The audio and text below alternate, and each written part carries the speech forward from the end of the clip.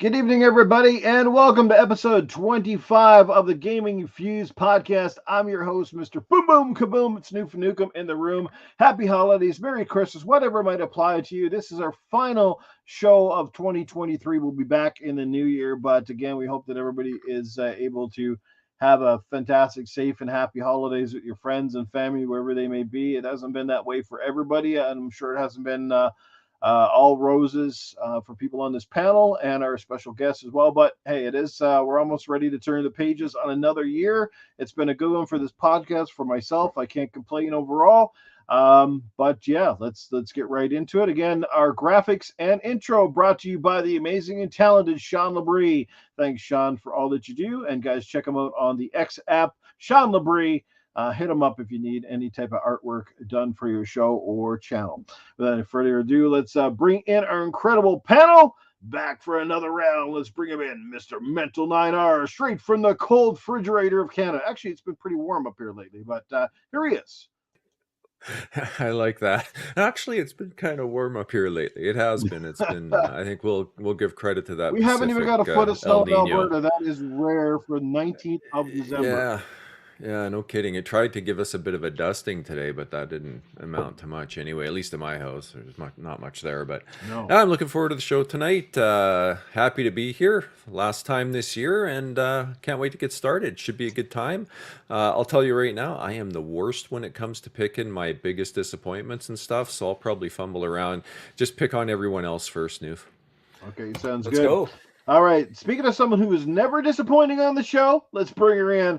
The one and only, always energetic, and has some of the best gripes and argumentation of points in the industry. It's cool, Cat Terri. Welcome back. Woo! Yo, did you say grapes or gripes? It sounded Right. like you said. I was Maybe you do like your grapes. I don't know. I was like, okay, just checking. I'm doing fantastic. I hope everybody's having themselves a great evening so far. I'm looking forward to the show and all that good fun stuff.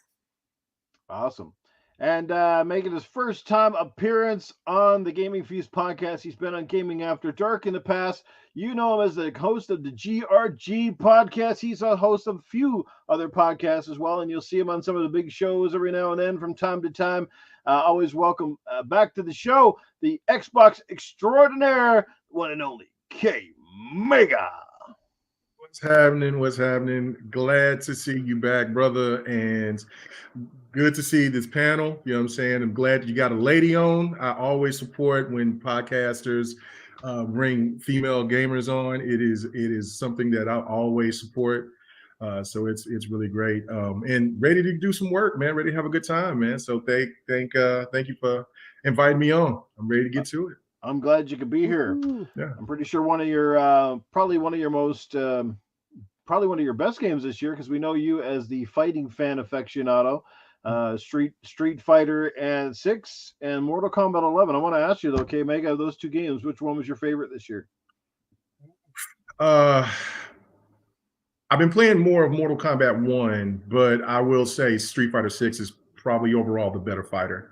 It just feels really, really good. It has more modes. But the one thing about the difference, there's definitely a difference in the sense of the characters on Mortal Kombat 1 are a lot more intriguing, while Street Fighter 6's characters aren't that much intriguing, but the gameplay is just phenomenal on Street Fighter 6. It's the best that it's ever played, just all of that. So I will prefer Street Fighter 6 over Mortal Kombat 1 this year.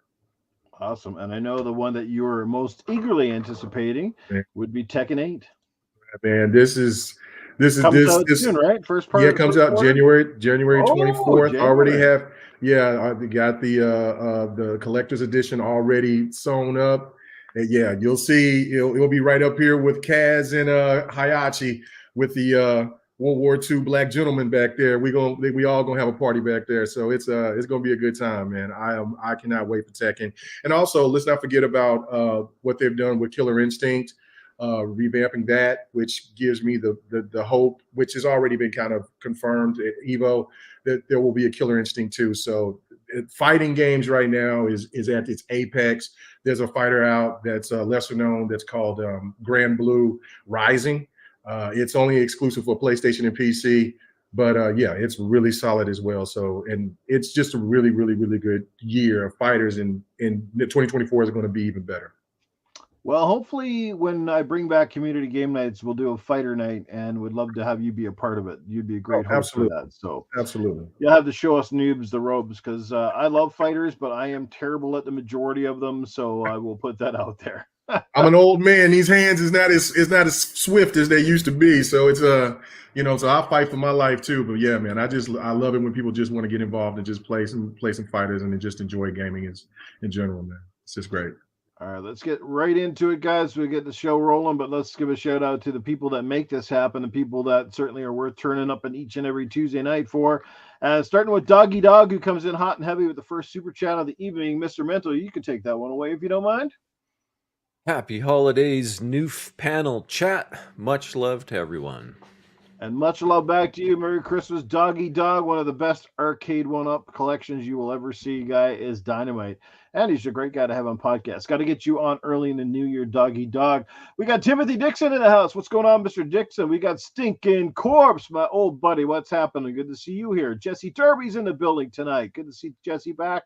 We have got General Spartan hanging out with us tonight. We got the Game Complainers. What's up, Perry? Good to see you here, my brother.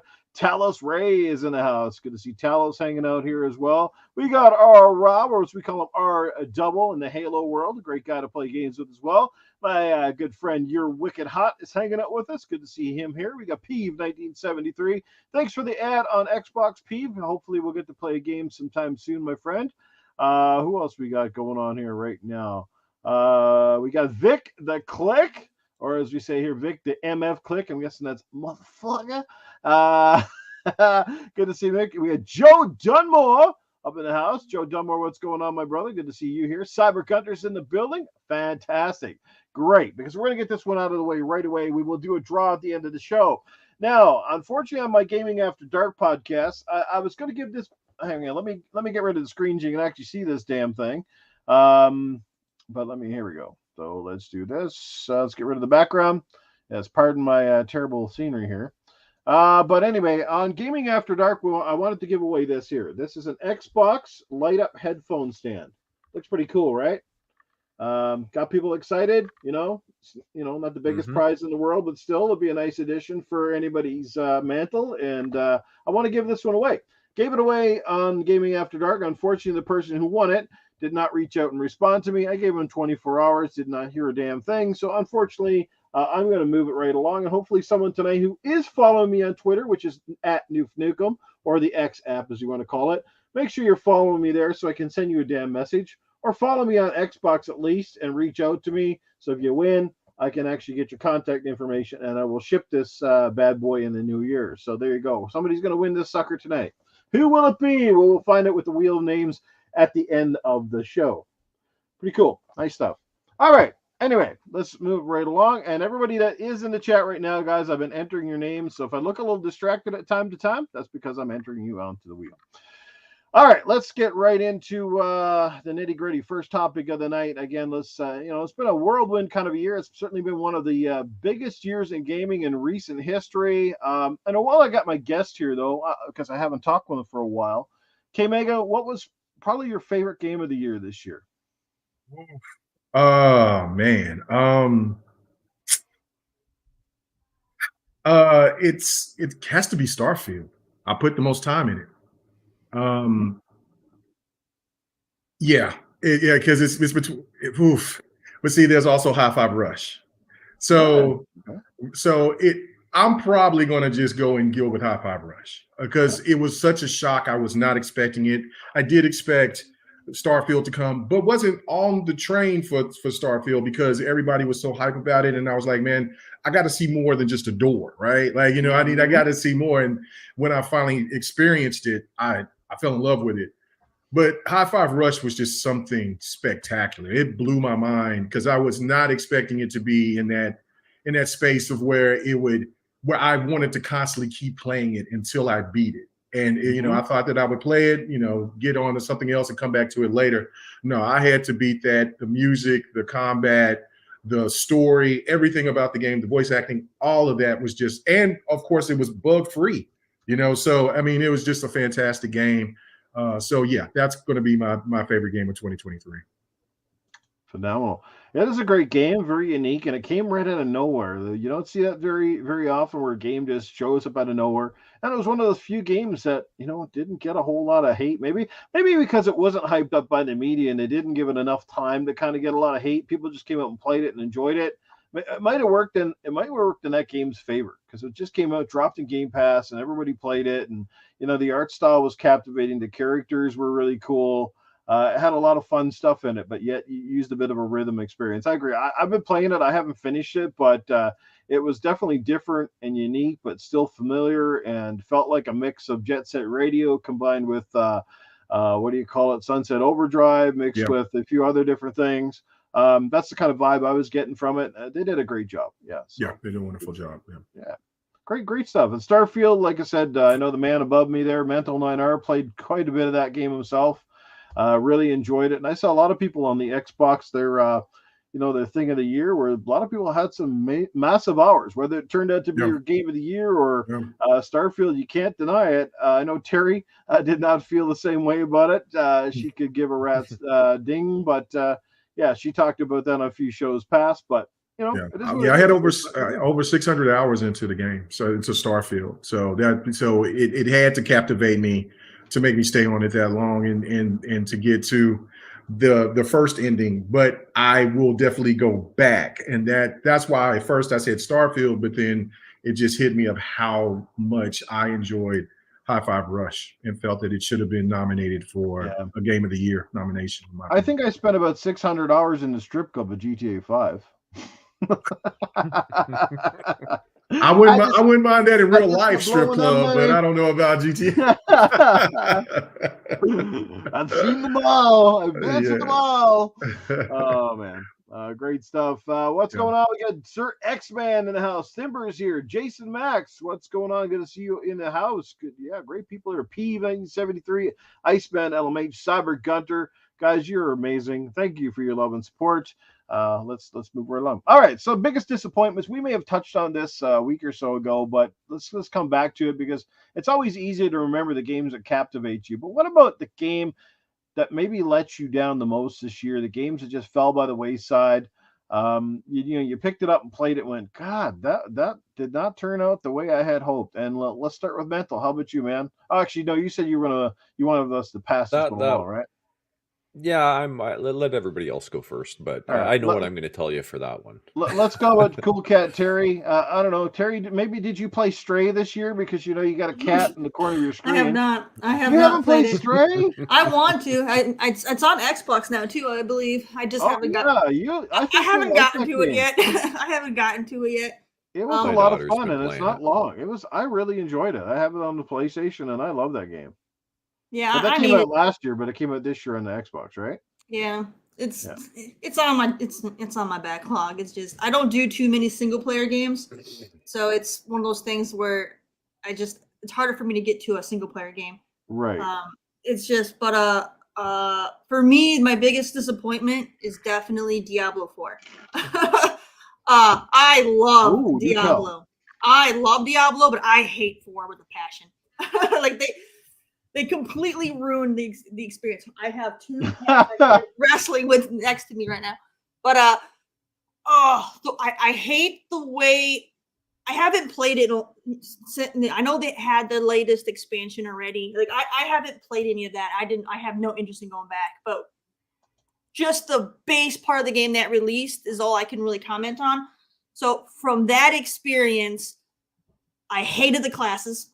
Absolutely hated the classes. There wasn't any class that interested me in it, so I think I went with the druid or something because that was like the only thing that was kind of like close to what I would enjoy, and I hated it so much. I hate the way that game is pretty much everything is AoE. Every single boss is AoE. They have no balance in that game whatsoever. It drove me insane. And the having it like an MMO with other people running around drove me nuts as well because I'm trying to do something and then you'd have some jack off run by on a horse with a mob of stuff behind him, and he's like level like 30 and I'm like level 10, and now I have a whole mob coming at me when I'm trying to do something, and now I'm dead, and now I'm mad because of that Diablo. Why is that crappy in the game? Why did they not leave it the way Diablo always was, where you just either play it single player or you do it full on co-op and that's it? Why is it an MMO now? Like why? Why do I have a whole bunch of people in the server doing like world events and crap? I hate that. It ruined it for me. So no, Diablo 4 can suck. There's no option to turn it off? All right. Diablo 4 can suck it. And then whenever they add a new season, what happens? Your character is dead. You can't even continue playing the story with your character. They're like, you know what? You didn't finish the game in the time frame. We're taking your character away. Start over, you loser. Screw you. I'm not playing your story. Really? Yeah, my character's gone.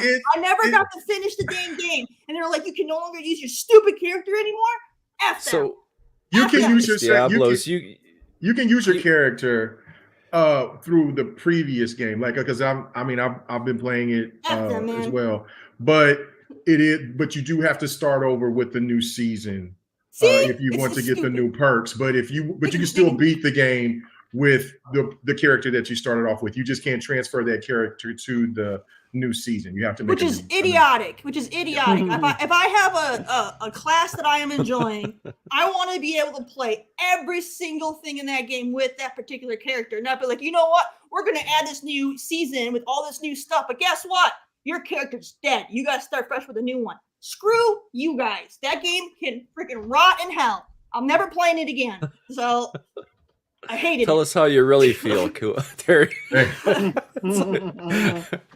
Oh, that's awesome. So there's no option to play offline? Like ordinarily you could choose online or offline mode with it? There's no offline mode to avoid there's no level offline 30 mode. You can play by yourself. You can play by yourself, but you just, but there's people out there. It's like you said, it's like an MMO. So yeah, they can. So that's. They can shove it up. I guess I won't bother playing it then. No, that game's dead to me. Never going back. Dead to me. Yeah, that would drive me crazy too. Well, that was a surprise answer. But did not expect the Diablo 4 to be one of her most biggest disappointments for this year. So yeah. How about you, Mega?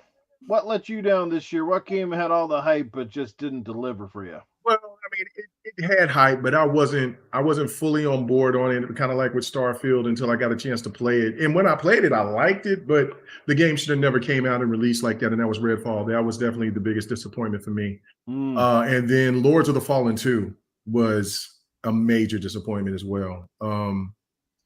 But Redfall takes the cake. There should have been no reason for that game to come out like that. I hated that. Phil had to take the brunt of it, but of course he's the one in charge, and what I'm saying. And I'm glad that Redfall is really good now, but regardless, you only get that first impression, and that first impression was cheeks. So you get, it was just too buggy. The AI was lousy, and then just the issue with just everything else with the game. Going forth. And so, I hated that, but it, because the concept, the potential within the game is definitely there. So I hope that they continue to keep implementing and working on the game. But yeah, Redfall is definitely my biggest disappointment in 2023. Did you find like Redfall, like it felt like it lacked some sort of personality? It did, but that's the thing though, like, when you play with the characters and when you're trying to play through the story, when it actually didn't crash on you or other crazy things that happen within the game, the one thing that I did like about the game most of all was the variety of enemy. But the AI was so lousy at times that it took away that immersion for when the times that your character did have some personality. So it, and then when you were playing with people online, when it worked, it was absolutely a blast to play. But when it didn't, you got caught up in a situation where the game just didn't live up to the potential of what it could have been at launch. And I know that the beauty of games these days with patches and things like that work and it benefits. But again, like I said, the impression when you first get that game, put it in, and you're anticipating it to be a fun experience, and then it doesn't live up to that potential, that lasting impression is going to stick with you, and most people didn't come back. Hopefully, maybe next year, or people might give it another chance. But the way that games are coming out, like it's going to be worse in 2024 than it was in 2023, and this was a crazy year for games. So it just seems like that game is going to die on the vine, unfortunately. So yeah, it's better now, but for some games, like I said, it's a little too late, and it's unfortunate. Like I said, bad publicity killed whatever it started to get. Whatever it started to get going, because I actually, oddly enough, I enjoyed the game. Now, I enjoyed the game, I didn't but like it just the way I wanted to like it. Yeah, but right. Considering the hype and considering the wait, and also considering I think the timing of it, it's not like it came on the heels of a couple of big Xbox releases. It was a little bit of a dry spell, so this kind of came out and was kind of ready to set the tone for Xbox this year. And then when it finally drops, comes up, we were like, what? And this game doesn't hit 60, and like I said, it lacked personality. Well, I don't care about the 60. I don't care about the frames per second situation, because I want the game to play right. I mean, you can have 60 frames per second, but if you get dips all the way to the 20s and teens, the game is still a hot mess, because your character's doing the hammer dance instead of doing what you wanted to do. So if it's a solid 30, which it was, that's fine. But again, the benefit, but see, that's the thing too. We can't put the Game Pass, because that gives Game Pass this really ridiculous narrative that is not quality, that Game Pass doesn't bring quality. Yeah, that's I don't want that excuse. The game, you could buy the game, and people did buy the game, and it didn't live up to the expectation. So that's why, for me, it's the most disappointing game in 2023. So, and I'm an Xbox guy through and through, but that shouldn't have been that was no way indeed need to be tolerated to have that game come out like it did. Yeah. Getting back to you, Mental. Well, I'm gonna back up what you say about Redfall, but I played the game on PC when I first tried it. I'll say it probably would have been my most disappointing game of the year, other than the fact that I wasn't really expecting much from it in the first place, because by the time I started playing it, it was probably a week after release. I'd heard all the negative anyway. So it didn't really hit that hard with me that it was that bad, just because. But for me, it was definitely Spider-Man. The amount of problems I had trying to play through that game, and just some of the design choices they made, the fact that the most powerful player in the game was MJ. Only one that could one-hit somebody that was alerted to her presence. Why not just give the two Spider-Mans that taser and call it a day? I found the game, there's a lot of weird choices like that. I found pretty much every single side mission to be just useless. More of a waste of time than anything else. So I got to go with Spider-Man. For as much as I loved 2018, I thought that was a great game. I put 50 hours into the game, so it's not like I didn't give it a lot of my time. There was parts of it that were fun, but inevitably, like, I just quit playing it and never finished everything because it was crashing all the time. I kept running into mission-breaking bugs, stuff like that, and to me, it's just a perfect example of a game that shouldn't have been released in that state, much like Redfall. Just some people swear that they had no problems and it played flawlessly start to finish. I just can't believe that. For as much as it crashed on me, at least a dozen times I was repeating stuff, hours of time lost doing repeat things that I'd already done because the game crashed, or because I ran into a bug. Heaven forbid you kick an enemy off the pier into the water and the game doesn't register the fact they're defeated. They're just sitting there floating out in the water looking at you. You can't kill them, you can't do anything, and you get to restart. So that would definitely be my biggest disappointment. And again, I put in 50 hours, so I definitely put my time in, and I was going to try and complete everything. And after they patched it, I went back and it crashed within 15 minutes. So I'm like, okay, yeah, I'm done. And that was it. It's uninstalled. It's not on my console anymore. But, and for me, I think we talked about this. Like I said, I could easily use the one that KMEGA mentioned with Redfall, and sure, it disappointed me to a certain degree, but I never really had a lot of hopes for Redfall to begin with. Like, it wasn't really high on my radar, so it didn't let me down in the same way it might have let a bunch of other people down. For me, I'd have to say it was Forza, because I was really looking forward to that game big time. And that's the kind of game that I normally, like on day one, I go out and drop like my $90 Canadian to go buy it.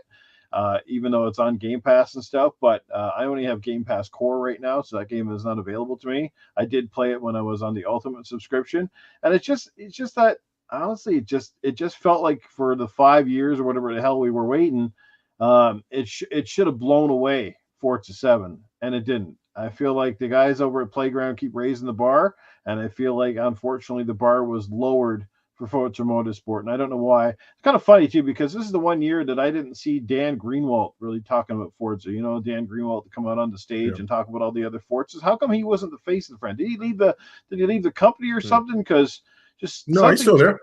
Something's really weird with that whole game, and then it was a lack of promotion leading up to the launch. It got delayed numerous times. Obviously, now there's been some Digital Foundry comparisons, and you know, I mean, I think the game looks great, but I don't know. There's a lot of stuff about it that it just feels like they went backwards instead of forwards. And, you know, so for me, I'd have to say that. And you know what? On a PlayStation side of things, my biggest letdown this year was the PlayStation VR 2. And the reason I say that is simply because, you know, here it is, a fledgling device that needs to be promoted. And Sony came out kind of fairly heavy at the start, and it's been nothing since. You know, there's no promotion around the games. They got games dropping and nobody's talking about them, nobody's playing. And here you are with a device that, you know, needs a ton of support, needs extra promotion. They haven't done a price drop, which already I think this thing needs a price drop like immediately. Now with more PlayStation 5s out in the wild, they need to get the price down on PSVR 2. They need to have some more killer apps. They need to get games like, you know, they announced when the first launch, Half-Life Alyx. They need to get that stuff out. They need to get it out now more than ever, especially now that the Meta Quest 3 is out and it's sort of closed the gap on the technological aspects. So whatever the hell Sony is doing over in their camp is quite interesting. I'm very let down with that because I'm a big VR you know, supporter. If you guys never knew that in the past, I do love my PSVR 2. But it feels like, my God, whatever progress they made with the first PSVR, they just took a shit on this one. And it's a better, you know, it's a better machine in each and every which way possible. But man, they got to promote this thing, or it's going to be dead in the water pretty soon. So especially at the price that it is, and that the fact you've got to get the console to play it. So Sony, get your shit together, man, because otherwise a lot of us are going to be complaining about the $700-800 turd we just bought. So that's about it for me. Yeah. My biggest letdown of the year, technical wise, is 4090s. Two of them died. Really? Yeah, two dead. Yeah, 4090s he this got year. a lot of 4090s dying over his house. Whatever's going on. Yeah, is it your plug-in? Because I know that was a big problem with the 40 series. My first one died because of a melted plug. This one, plug's still like brand new, if you can see it right there. It looks brand new, but this one, it's just going straight to a black screen. There's just no video out. So in researching, it sounds like it's a faulty chip on the thing. So that is crazy. Because I got me a 4080. I got lucky and I found one on clearance at oh, cool. Out there in Dallas. But that's why I had to drive from. I stay in Oklahoma, but I drove to Dallas because I was like, oh man, I can get a 4080 for $990. I'm going to take that trip. You know what I'm saying? So I went out there to Micro Center and got it, and it's been working fantastic. You know, I got to give me a better CPU. You know, I want to upgrade to the i9, but or to the higher end AMD. I went AM5 because of the longevity of the platform. See, that's the right thing. Now, there's no upgrade path, right? Well, see, I had to make when I got this when I did the build, I went ahead and I went with Intel. I wanted AMD, but because I wanted to get this monitor that I got right now, this G7 monitor, I had to budget it out. So I was like, and so the guy says, well, you can get, you know, Intel. And so I was like, all right. So I got the 12K or whatever, but that's so that's why I'm like, do I want to go ahead and get a whole new motherboard and go ahead and because of the longevity, get the AMD, because I had AMD before and I trust AMD, or do I want to just upgrade right now and then a few years later go ahead and then do the whole switching out? But I'm happy with my 4080. There's no question about it. Cool. Well, that's Yeah. good. If you're going to upgrade with Intel, I would just say go with the 14700 probably, rather Right. than the i9, because it's Yeah. a 28 thread processor, and it gives you like 99% of the i9's gaming performance. So Okay. that's what I'd Okay. go with. In Okay. terms of my favorite tech of the year, it's my Steam Deck. Ooh, Steam Deck. Uh, I want one. That's my biggest surprise by far. I've been blown away with what I can do with that thing. It's really cool. Nice. Alrighty. So when it comes to well, does everybody here have all the three consoles essentially? Switch, PlayStation, Xbox? Yeah. I don't have a PS5. Okay. I have a PS4. Yeah, I mean, same. Yeah. Okay, so I the got a console, PS4. Owen, who had the most disappointing year overall? Well, I haven't played a single Nintendo game this year or PlayStation game this year, so I guess they're tied. That's a deadlock. Nintendo, PlayStation, you're letting cool Cat Terri down. Not cool. So my opinion would be Sony, but at the same time, I've played quite a few PlayStation games because I just got my PS5 in September. So there's been, quite a few games out that I've been able to play on it. And I've played some of my older PS4 games that I didn't play on my PS4 as well with it. So in that respect, for me, it's been okay, but I think as a whole, it's been a disappointing year for them, especially like with my Spider-Man experience, right? That I already detailed. It that game definitely did not live up to the hype for me, but other people had good experiences apparently. So I would go with Sony on that front. Okay. Mega, how about yourself? I heard you were very let down with the Game Boy Advance this year. Yes, I was, and now I sold it, and that's when I put that little change on to building me a PC. No, it's PlayStation by far. This is the worst year for PlayStation ever since their existence. I mean, I've owned PlayStations from the get, and I said that I wasn't going to get a PlayStation 5, but I'll eventually get one. I know me. I always get everything. But it's just getting hacked, the hacks, the leaks that came out last night, the only having one first party exclusive to come out, this whole fixation on remasters, just a numerous thing, just a bunch of things. Want to raise prices on this, and then just call it premium, as you said, not promoting the VR properly, and just seeming tone deaf on not listening to the fan base and what they want. And there's people that said that they want some kind of games for service, but they don't want the kind of game for services that they're trying to do. People want SOCOM, things like that.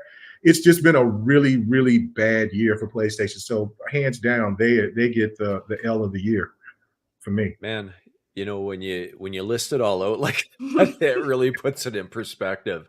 And then you consider what's happened with their leadership and executives leaving and the layoffs, but that's kind of happening everywhere.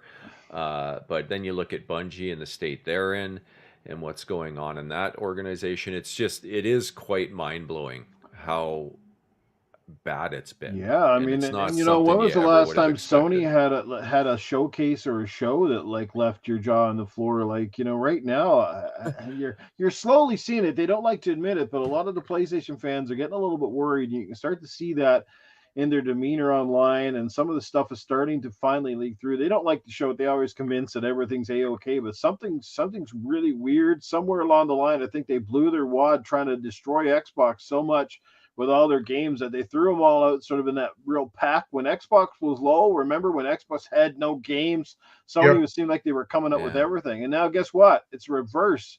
Xbox seems to be pumping out stuff, got a roadmap. Studios are ready to launch and launch heavy. Next year is going to be, I think, a dynamite year for Xbox, just on what we know alone.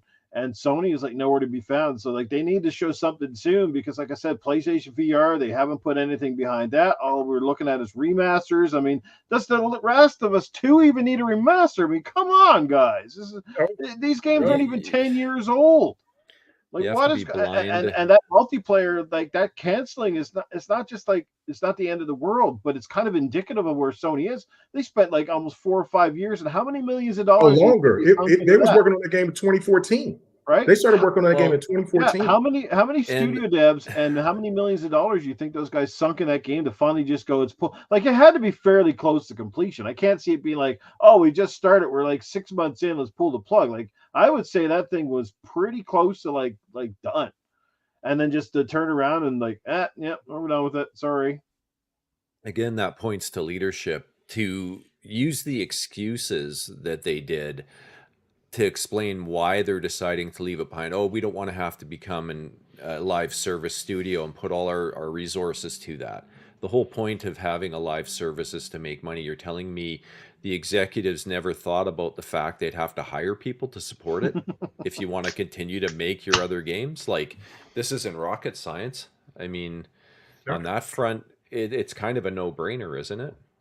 And also when when you put that in perspective, when everybody gives, and Naughty Dog deserves to be labeled as one of the best studios in the gaming business. But when you have companies like the Coalition and 343 that can do multiplayer and do single player games at the same time, that just makes Naughty Dog seems like they're like they're just entitled, like, well, we just want to do this way and that's it. And to me, I thought the biggest slap in the face to the PlayStation gamer was them to cut off the comments and not let the gamers vent and have their moment. That to me was like, what? Like you just came out and told the PlayStation gamers out there that just wait, we're working on the game. Here it comes. We've been working on it. We're about to let you know something, and then next thing you know, the bottom falls out, and then they've made the hard decision line, and then won't let the gamers tell you how they feel about it. That to me was really, really disrespectful. As your dad always told you, if you can't stand the heat, get out of the kitchen, right? Right. And one of the devs comes out, I think it was one of the devs, says, oh, it's the most fun he's ever had playing a game like that. Like, what kind of apparently he's the only guy that comment is that? Right. Like, how are we going to know? Yeah. And, why even say that? Like, why say that? You've canceled the game. Is it just to rub a little salt in that wound for the people that were looking forward to it? It's the most fun you've ever had, but we don't get to play it because you don't want to hire people to support it long term? Like, the whole thing, I just think the excuse is complete bullshit. That's my honest opinion. It is. I don't believe it because it should have launched. First and foremost, it should have launched right when The Last of Us 2 came out, so it would have been riding a high. The game that multiplayer should have been bundled in to the game, not as an add-on that you're going to pay another 50, 60, or $70 and just gouge the players. It should have been just an add-on mode or a free DLC or however they want to do it. So they were going about 100 things wrong, and I think they started to realize. And there's no surefire multiplayer hit out there like that. Everybody takes a huge gamble now. You're going up against the juggernauts, you're going up against the Fortnites of the world, you're going up against the Call of Duties, you're going up against the Apex, you're going up against established multiplayer games. And you know what? You have to be at this point in the game. You can't let the fear of success or failure stop you from publishing something, because there is only so look, even the giants of the industry, the forefathers, the Halos of the world, and while they're still doing great, and while they still have a fairly robust multiplayer community, they're not the leaders of the multiplayer world like they were 15 years ago, right? Gears of War used to be massive back in the when Gears of War 1 and 2 and even 3 came out. Gears was a bigger beast than it is now. It might never be the ultimate beast because it's a different kind of game. We're in a different ecosystem. We've got a different, every time a new console comes with new games, we also have a new generation of players that follow with it. And they're led by the TikTok communities, and they're led by the Twitch streamers, and Gears of War and Halos of the world. I'm sorry, they're the granddaddies. They're not the cool games. When you got half the kids out there going, "Oh, Master Chief, that's the guy from Fortnite," right? You're obviously got a fucking identity problem right there. Like, obviously, they're not in touch with the old stuff they're into the Minecrafts and they're into that, and but they have to be okay with just accepting that they're going to be modest successes, and as long as they make money on return and they get more, because multiplayer, they're looking at the game as a success, but what they need to look at is if you get at least a decent multiplayer that gets an established community to play it, like the people that are playing the original factions, a lot of them still play it and they love it. Right. It keeps people invested in the PlayStation Plus ecosystem. As That's right. long as you need the subscription to play it online, you're going to keep that subscription. I guess that's the point. It's like they can't constantly think they're going to really, that's the problem with Sony. They want a multiplayer game that's going to come out and set the world on fire the way that their single player shit happens. Yeah. And they got to realize that that's done. The biggest ace in the hole they got right now is what? Bungie and Destiny. And look what's going on with them right now. Well, that tells you right there about Bungie is right. That this is the telling tale about this whole situation with Sony this year. Yeah. They bought Bungie, and I'm calling Bungie, right. And I love Bungie for what they've done, but Bungie is the biggest gaming thought out there. They solicit themselves to everybody, to Microsoft, well, hell, Apple first, then Microsoft, then to Activision, now to Sony. And they took the money from Sony to get acquired for the safety net, but fired people so they wouldn't have Sony have a takeover. What does that tell you when a company that has acquired you don't want them to do a full takeover of you? What it sounds like that Olympus is falling to some degree out there with Sony. You don't have this much turnover and not have problems. Not saying that Sony's going away or anything like that, but I do feel that the whole situation with going on with Sony is that they don't know their true direction anymore. Mm-hmm. And since all the great ones like Andrew House, Yoshida got demoted, I thought that Jim Ryan is left. I thought that the one guy that got let go before Jim Ryan, I thought he was going to be Shaun Labrie. Yeah, Shaun Labrie. I think he was the rock star. I thought he was really going to get PlayStation in the right direction or a better direction, but they let him go. And then, of course, the main man, Jack Tretton. I love Jack Tretton. Mm-hmm. You know what I'm saying? All that turnover for all these years, and then you expect just everything to still be the same? No, it's too many people that's making all these decisions, and they're not following the plan. Yeah. They've did too many pivots over the years, so it's really telling what's going on right now. I've heard through the leaks that the latest takeover, the latest leader for Sony is actually going to be a clicker, because they lead blind and they just follow the noise. Oh man, stop it. Yeah, I mean, the other thing about this whole cancellation of factions is Bungie apparently didn't like it and told them to do more work on it. So was the game the best game ever and you just couldn't support it, or was it really just bad? Right? It's like they want to pretend that whole thing never happened. And I mean, I don't know that I'd be trusting Bungie anyway. If you look at the state of Destiny, it's bleeding player base too. Yeah. But that's another story. I'm wearing a Destiny shirt actually, but I used to love that game. I played tons of it, over 4,500 hours in Destiny. Right. But I haven't played it for 3 years because they turned it into something that just didn't work for me anymore. I didn't need a second job. I work hard enough at my current job. I don't need to have to, feel like, oh geez, if I don't get online and play Destiny tonight, I'm not gonna be able to do that raid with my buddies, or, I'm not gonna be able to do this or do that, or Iron Banner's coming and I'm not high enough power level, and and it was just a great point. One thing after another, right? And they turned everything into a quest. One of the things that drove people crazy about the initial Destiny was the RNG, but that's also what kind of made it fun, that I could play just a normal Crucible match and get a Galahorn. I mean, how freaking crazy was that, right? Like, I can remember screaming when I got it, to the point that everybody in the party chat was like, what the hell, Mental? What are you doing? Just, I got a Galahorn. Didn't you see that? And they're like, oh, holy shit, right? Like, it's a huge moment, right? And that magic was completely gone when they turned everything into a quest. And I just got so sick of doing quests. It was just so repetitive, beyond the normal repetitive, right? The fact that I couldn't just kind of play the game and get lucky once in a while, anyway. I don't know. I don't know. Yeah. So So it'd basically, have to be. the game only honored the hardcore, the ones who were able to invest the time. Yeah, And yeah, and and I money. mean, Yeah. yeah, Yeah. and I There's so many guess, games out there that most multiplayer games also have to acknowledge that we don't all just spend 40 hours playing the same game. We're not the Counter-Strike nerds on PC that's still been playing it 30 years later, right? They're playing that one mhm. fucking game. You're like, God, dude, like, there's other shooters out there with Counter-Strike. You know what I mean? But Yeah. Oh, anyway, I played a ton of Counter Strike. we There's somebody gotta. in the chat that's making a great point. That's saying that Bungie, and I don't know if this is true. Of course, I'm pretty sure that's speculation that Bungie didn't want Factions 2 to take away from Destiny.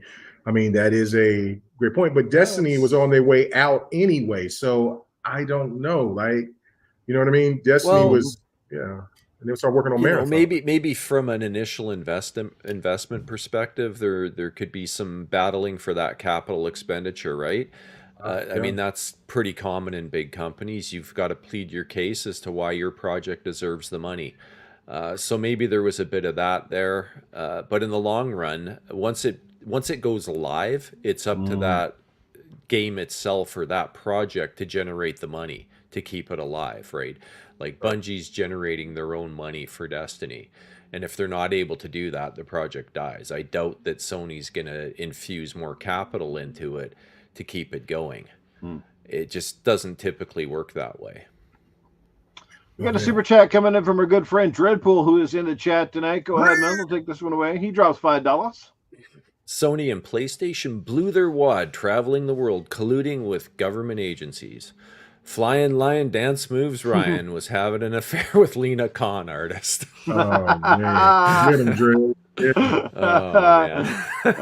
Good one, Dread. Oh All right, jeez. thanks for the super Yeah, chat, Dread. Always good to see you in the classic. chat, my brother. Awesome stuff right there. Anyway, it is what it is. Look, we all hope that Sony rebounds and has a strong year. I mean, any of us who are Yeah. legitimate gamers, we welcome competition. We want competition. This is what makes the industry better. But they are doing some moves out there right now that just don't make a ton of sense. I mean, even the massive price hike to PlayStation Plus to justify a what is what I'm asking myself. This isn't a $10 move. They've all gone up. Xbox has gone up too. I'm not justifying any of it, but like they went up a lot. Like my PlayStation Plus subscription went from I think $70 Canadian to now over $100. So that's a significant jump. And I know, yes, they're still giving us some great games at PlayStation Plus. Kudos to them on that. They've been doing a great job, I think, over the last couple of years. But still, like they're not doing a whole lot to really justify a lot of price increases. And they seem to be the one who are leading that trend. When it comes to a lot of the raises, it always seems to start with Sony. It might follow suit elsewhere, but they're usually the ones. Nintendo doesn't raise prices. Nintendo just never drops them. That's the difference with Nintendo. They're like, hey, you're paying $80 today. You're going to pay $80 in 7 years. You're going to pay $80 down the road because we do not believe in letting our games go for less than the regular price. And when they have the sale, $80 when we re-release it on the new 15% console. off. Oh, why, thank you, Nintendo. 15% off your games after 7 years. Breath of the Wild. I finally get to save $5. Let me go and buy a copy. Come on. Nintendo. They get you though. They get you they like fucking that. get Yeah. you. They get you Nintendo like gets that. you. It's tragic, but they God get you. damn Nintendo. They're like they're like, I don't know, the fucking Houdini of the games industry. You do the most backwards fucking shit and they still sell. Honest to God, they could roll a joint for you tomorrow stack with nothing but fucking shit and people would smoke it. I'm telling you. Oh yeah. No Only doubt. Nintendo. Yeah. I can't figure it out, but hey man, kudos to them. That's all I can say. It's your money. You do what you like with it. I just got to sit back and go, I can't fucking believe it, but it is what it is. They found something that just seems to work for them, and I think it's because they've carved a niche. And that's the thing with Nintendo is Nintendo's never really trying to one up anybody. They've just gotten very comfortable in the role that they fit in the game industry. They have enough capital and enough bank to continue to support their platform. They've also realized that they make good enough games. They make good enough games that are recognizable names in the game industry. They're going to sell regardless. It's got Mario attached to it. It's already going to be a hit, even if it's an average game.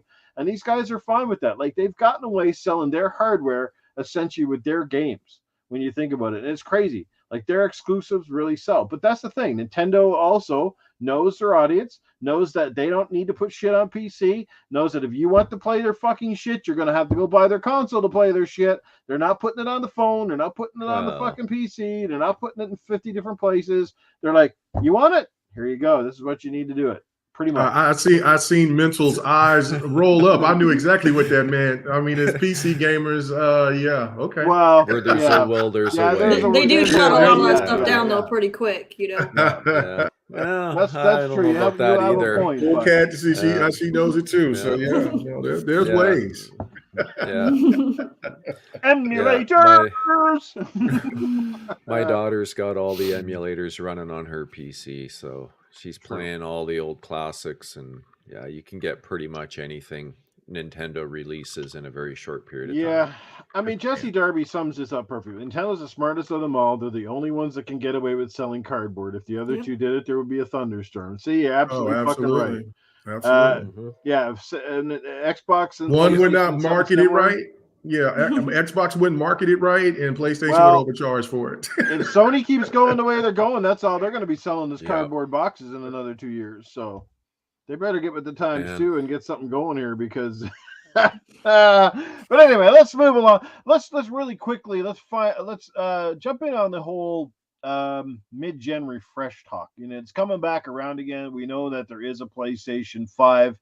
You know, a Pro, I guess, coming out. That's kind of like the worst kept secret. It's not too far away. There's talk of that new Xbox, the slimmer Xbox Series X, although technically not a refresh though.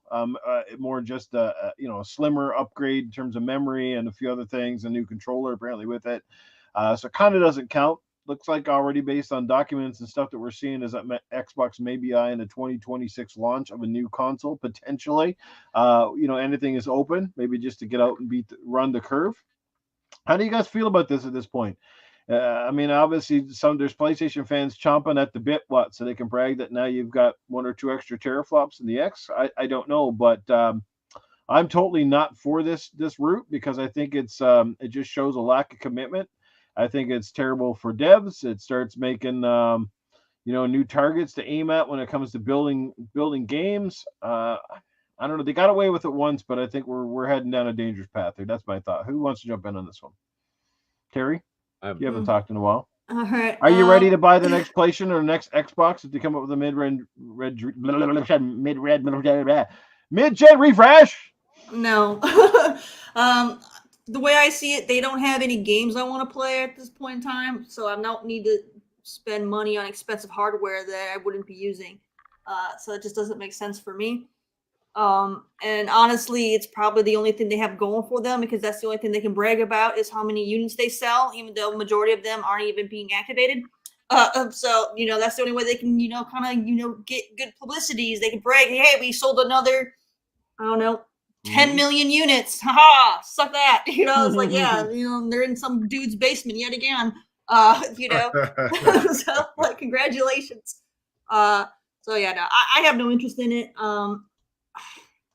The mid-gen thing has been going on forever, and there are always people that upgrade. It's just, I've always thought the mid-gen thing was always the biggest scam in gaming that people buy into. I've never participated in it once. And if you actually look at it, look at the PlayStation 4 Pro. I mean, you put all that money into getting that thing, and they didn't have a single game that actually fully utilized that hardware. You just blew your money on that thing just so you could have bragging rights that you have it. The same thing happened with the Xbox One X. Spend money on that. They didn't have any games that utilized that either. So it's a scam. You just want to brag that you have the best hardware there is, but there's no software that supports it. So why are you upgrading? It makes no sense. Well, I think if anything, when it came to the Series X, and I've said this a bunch of times, the One X actually in many ways ruined the Series X. And I'll tell you why, because the One X, was delivering a lot of 4K and was delivering a lot of 60 frame per second performance. Perhaps they didn't have anything that was really built like from the ground up to really take advantage of the hardware. But like you look at a lot of the games we play in Series X now, and they're not too much different than anything we played on the One X, other than the hard drive the speeds of the hard drive, right? So to me, like, and I had a few friends say the same thing. They said, if anything, the 1X kind of almost ruined the experience of the Series X. Because imagine how much more impressive the Series X would have been if we hadn't saw the jump in performance from the 1X. Which I still, like I said, to this day, I don't think the 1X was ever pushed. A few developers tapped it a little bit, but I think there was still a lot of performance left in that console. The problem with the 1X really was the CPU, which is the same problem the Series X has. Mm-hmm. And, I've talked about this in previous shows that we've done, but it really comes down to, like, the Zen 2 processor is pretty good. It's just not clocked high enough to deal with all these core DX11 game engines that are out there that rely on just a few threads. And if there's one area the PS4 5 Pro will have a very distinct advantage, it's if their CPU's at 4.4 gigahertz. That's going to make a big difference on a lot of these games, and it will play at 60 frames per second rock solid because of it on a lot of these games that fluctuate a lot really badly on the Series X. It's not going to be the GPU that's the big differentiator, except for maybe in ray tracing a little bit, but ultimately it's the CPU. Now, I think the timing of it is a little bit crappy on PlayStation's front. We needed that CPU clock speed at the start of the gen because we're dealing with games that were coming out that were all based on these older engines. The newer engines thread way better, right? It's no secret that the reason Redfall came out and now has a performance patch is because it's threading properly now, and it's using the full CPU, where before it wasn't. It was using 4 threads. Same thing happened with, Plague Tale Requiem. The performance patch, it was really all about CPU. Same thing happened with Starfield, the PC patch. The performance went up 30%, all because they balanced the CPU load out way better. It's using 16 threads now quite evenly across the board. They're still a little bit heavy on 2 threads, but generally speaking, it's pretty good. And the frame rate jumped accordingly. And it does make me think there's the possibility you'll see a performance patch come out for the Series X2 with a bit of tweaking. But it really is CPU. Now, as we move into more and more engines being patched to thread better, with all these performance patches coming out, the need for that higher clock speed is going to slightly diminish over time, right? It'll still have an advantage. Maybe it holds 120 frames per second way better than everything else out there. That might be what you're going to see more so than 60. But it will play a lot of the older games that aren't getting those performance patches way better. That's my take anyway. I think that's what we'll see. No, I definitely agree with Mental on that. I look at this whole situation is, and it's funny because I was just talking with Ham Solo and Loke about this earlier in a podcast I was doing earlier today, and it's like the customer is going to let you know what they want and what they don't want. Right. And if you look at this situation, if because there's people out there, there's fans out there that's saying, well, this is going to be significantly much more powerful than the Series X. No, it's not. Because then what you do is what you're talking about, Noof, is that where you said that Xbox kind of cannibalize itself with the Xbox One X compared to the Series X. The same thing is going to happen with the PlayStation 5 Pro compared to the PlayStation 6. Because if it's that much more powerful, people will be just as content of holding on to their PlayStation 5 Pro and waiting until the price drops down significantly for the PlayStation 6. So that doesn't make any sense. So it'll be slightly better. I don't think I think it's going to probably be on the same wavelength, a little bit better. But the thing of it to me is going to be the pricing.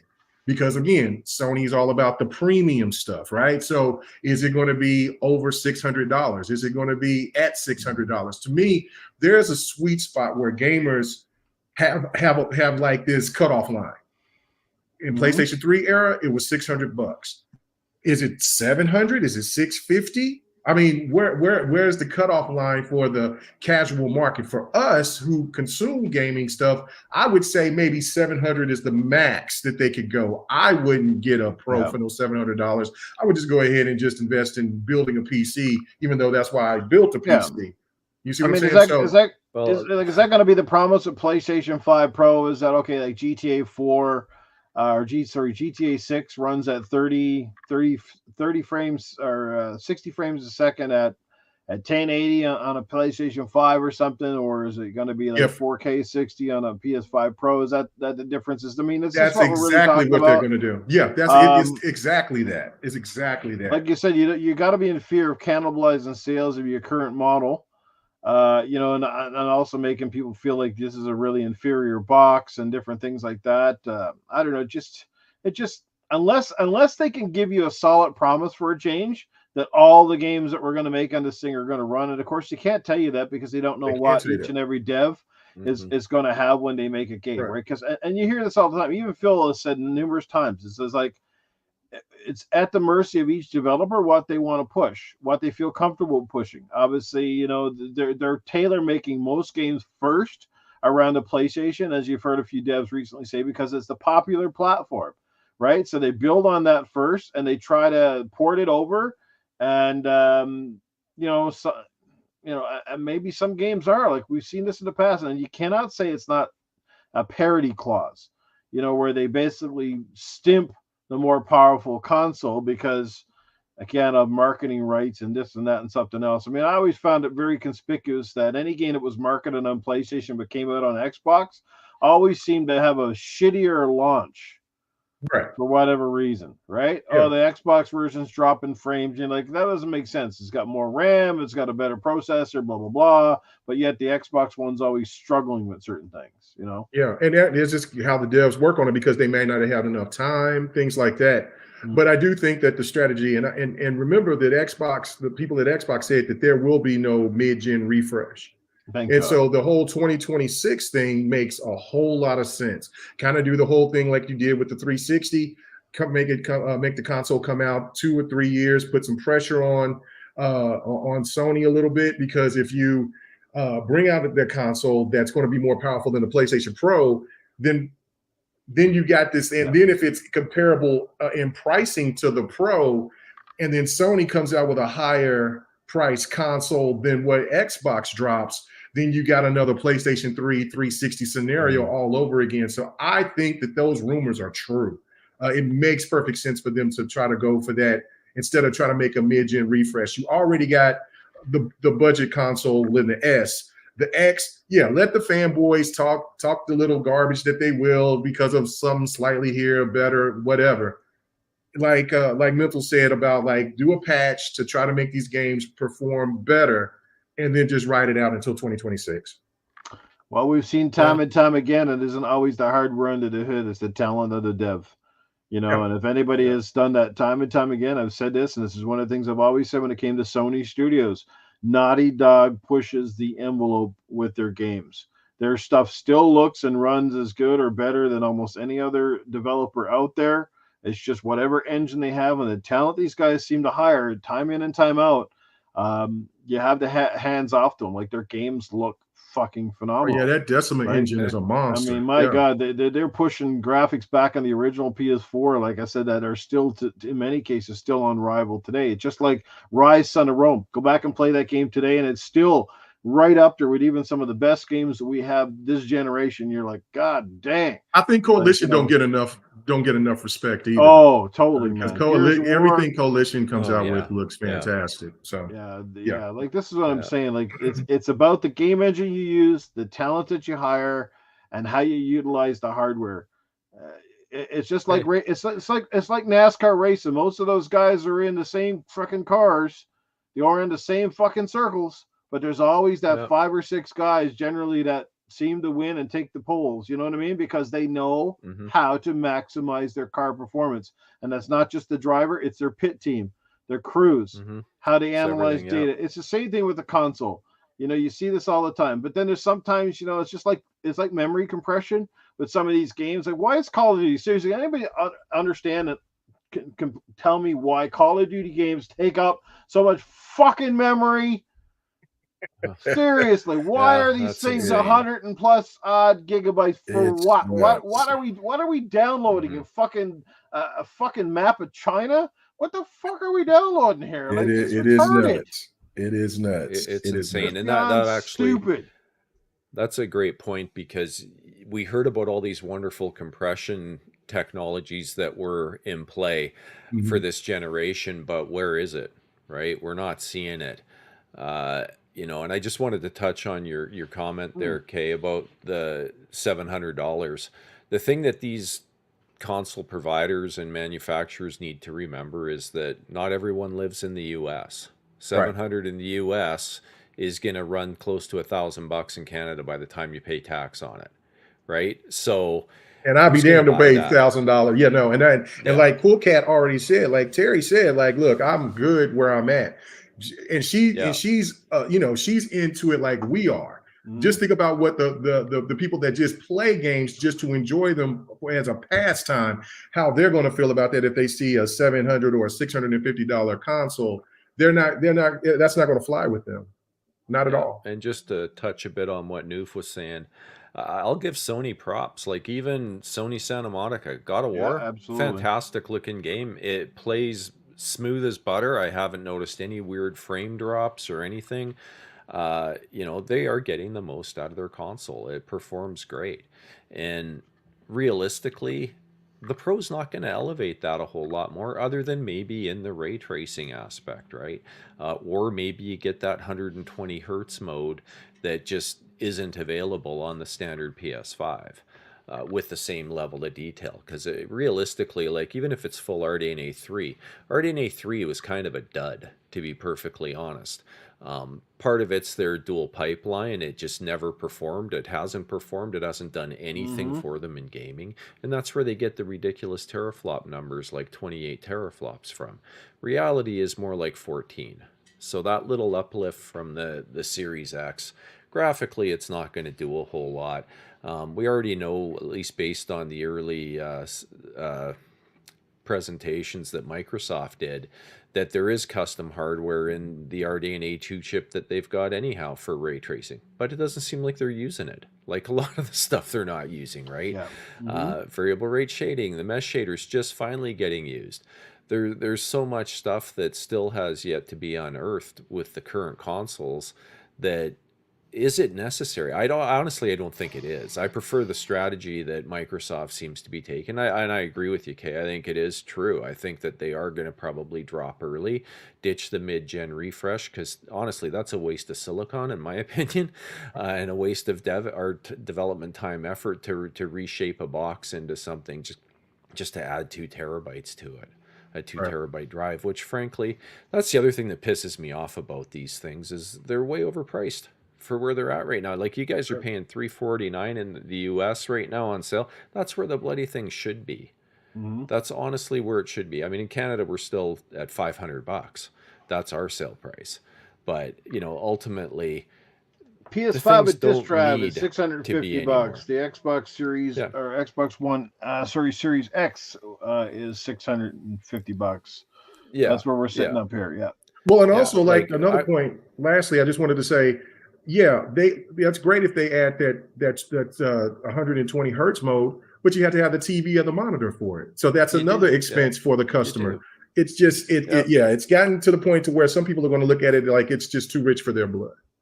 Yeah, I mean, maybe a game like GTA 6 will play at 60 and it won't on the regular PS5 or the Series X or whatever.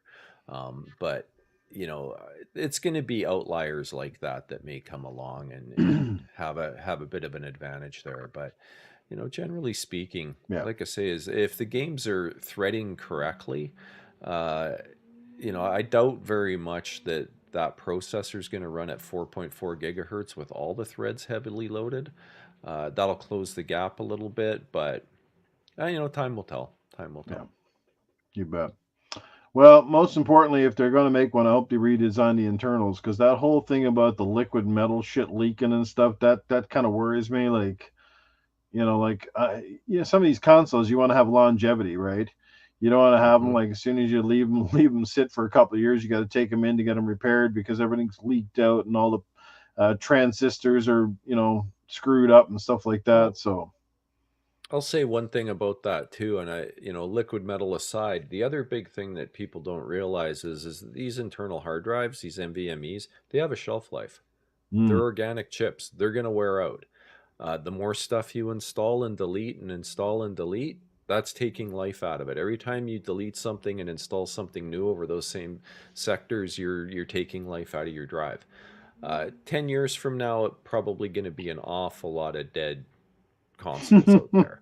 And the PS5, the chips are embedded on, like they're like BGA chips that are soldered Yep. straight on the motherboard. You know, the thing that I will say, if you can get the identical chip and you can get them replaced and you can revive the console.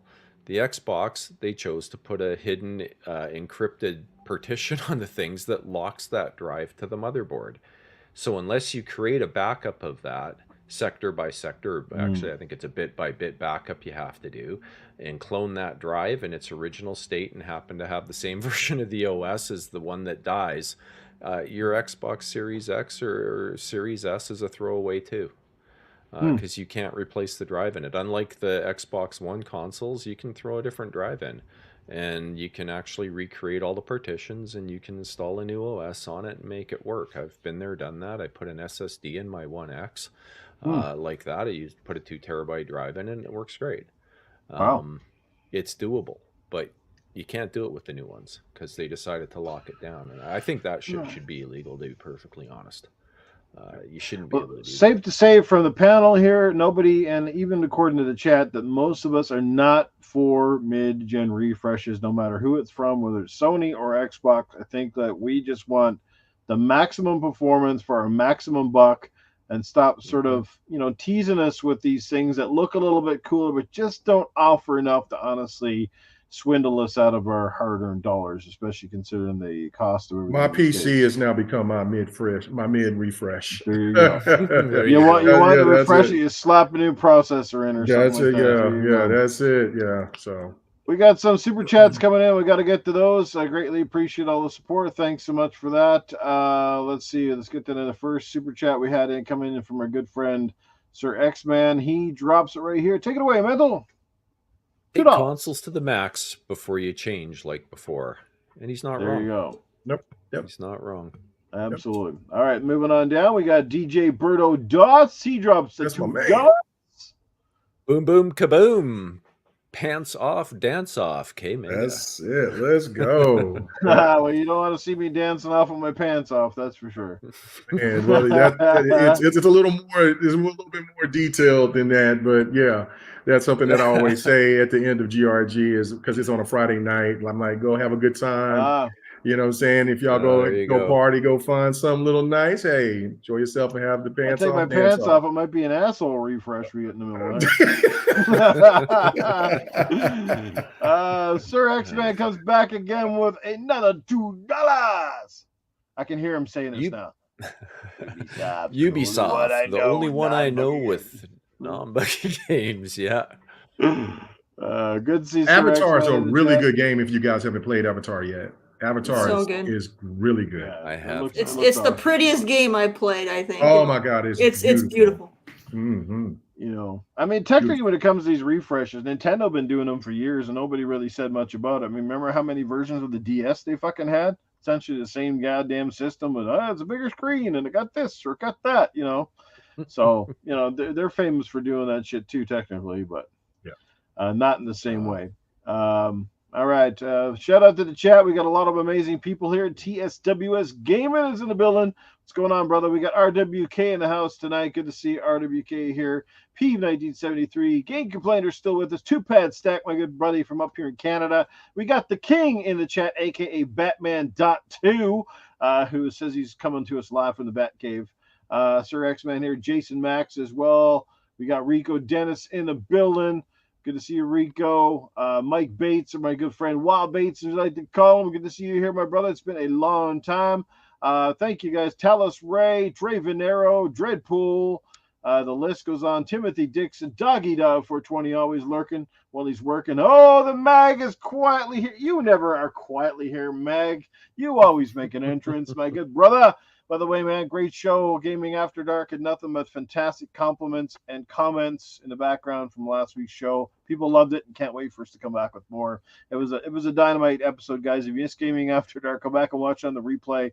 It was off the charts. I'm pretty sure we were demonetized within 30 seconds. It was just absolutely nuts. It was nuts. I don't doubt it.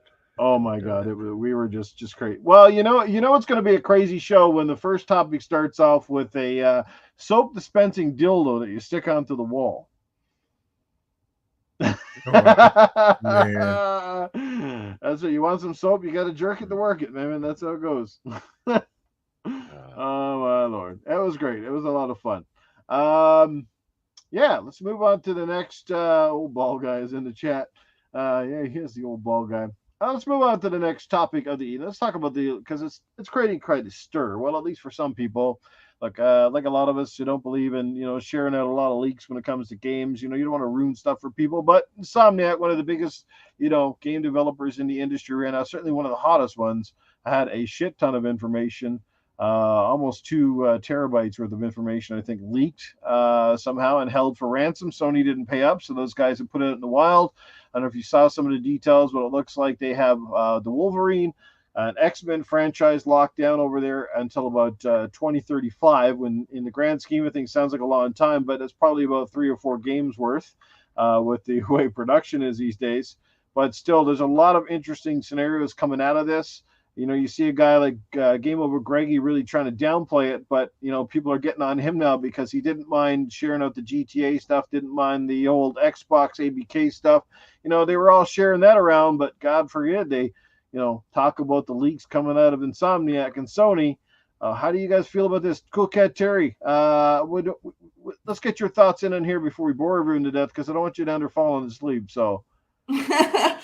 I mean, it's I don't know. I do hate it when things get leaked, because it's these guys are working hard, make something, and they want to have everybody be surprised together.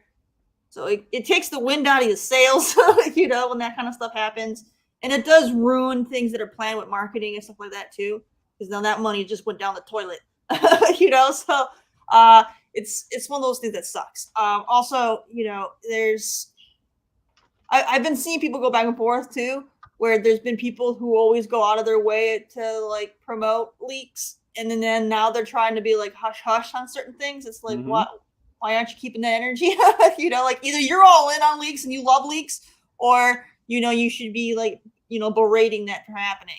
Why you wish you was, But yeah, no, I think it's a terrible thing that's happened in Insomniac. I feel for the entire team over there, because that they've been putting lots and lots of hours and years into making this stuff, and just for it to get stolen from like that, that's horrible.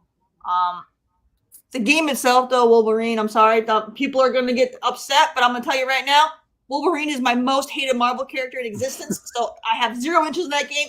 F Wolverine. He's such a Mary Sue. F him. All right. Yeah, he's such a what? A Mary Sue? Mary Sue. Never heard that before. So the hate mail is already getting ready to flow in for Terry. You don't like him because he's a Canadian. Is that what it is?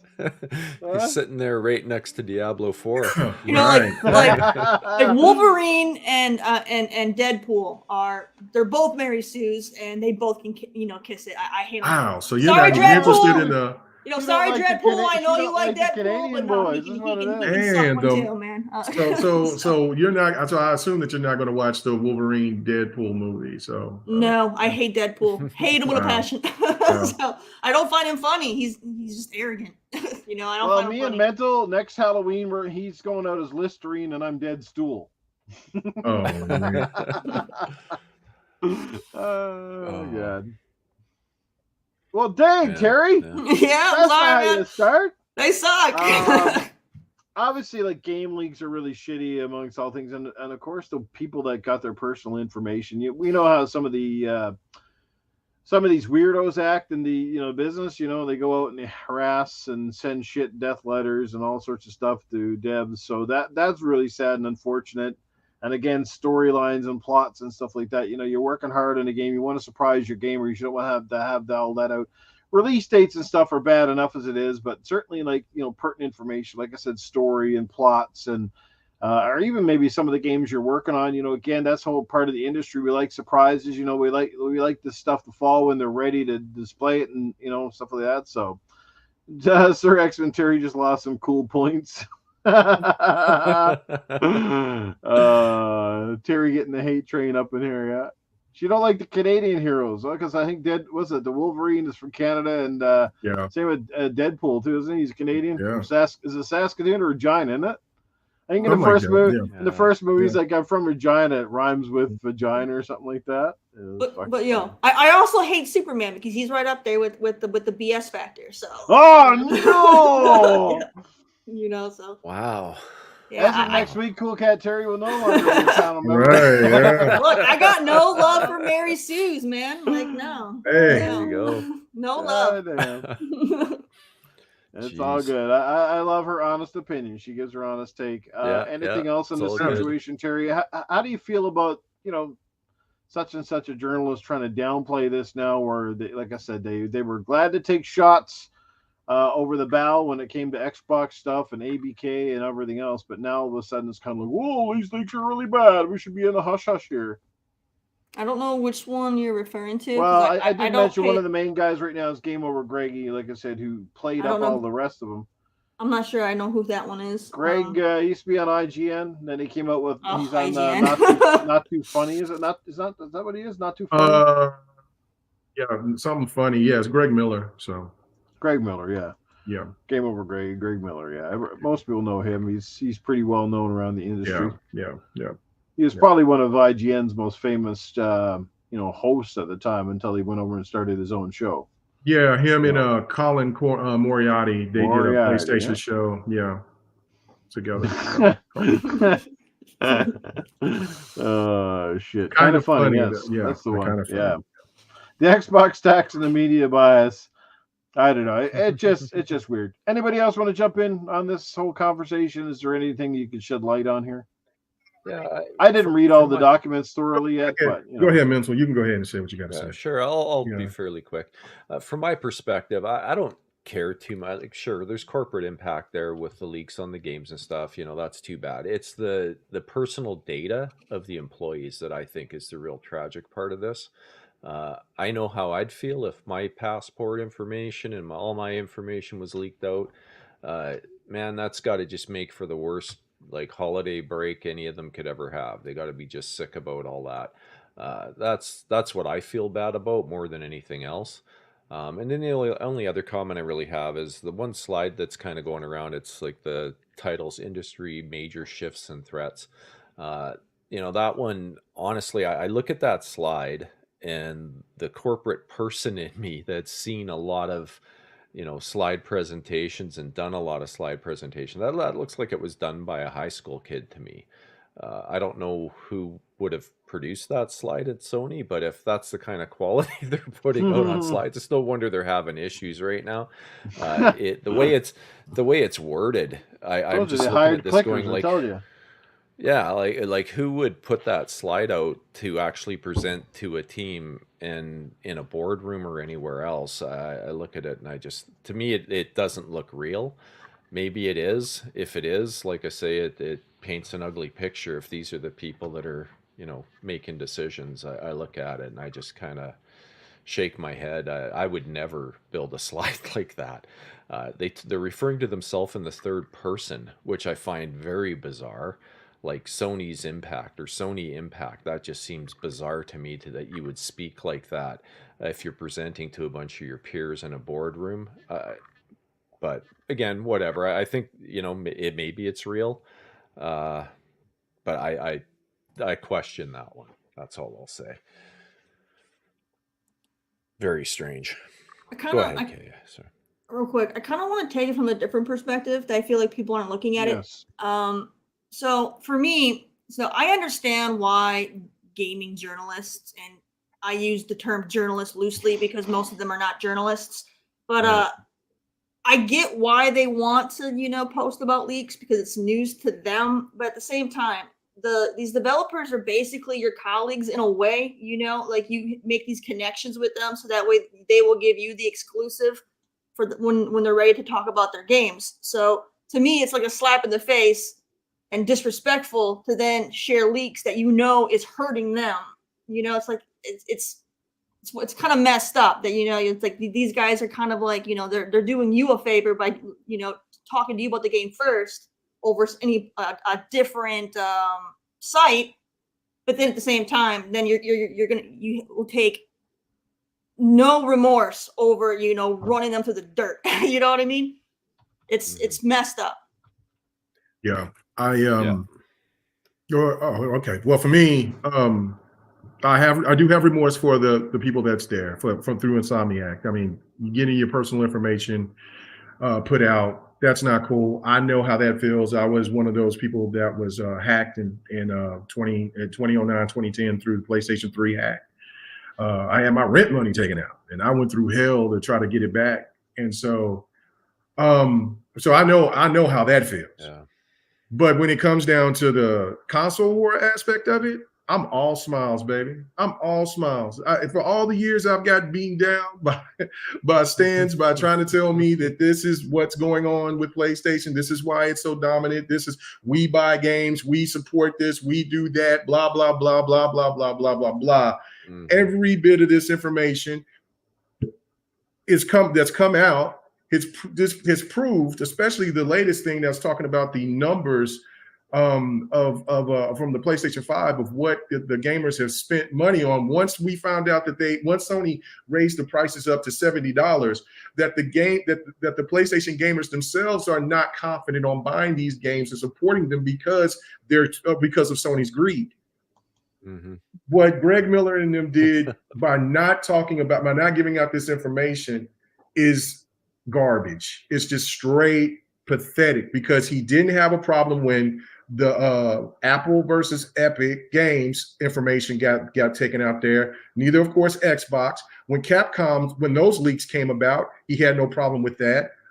He didn't have a problem with the NVIDIA leaks. Like, he has videos all over where he's talked about this, not only with his podcast, but had just actual videos where he's talked about these leaks from other studios. So to want to cater and baby to PlayStation or to Insomniac, it just shows, is what I've said before today, is that instead of you trying to fight against the machine, you're working with the machine.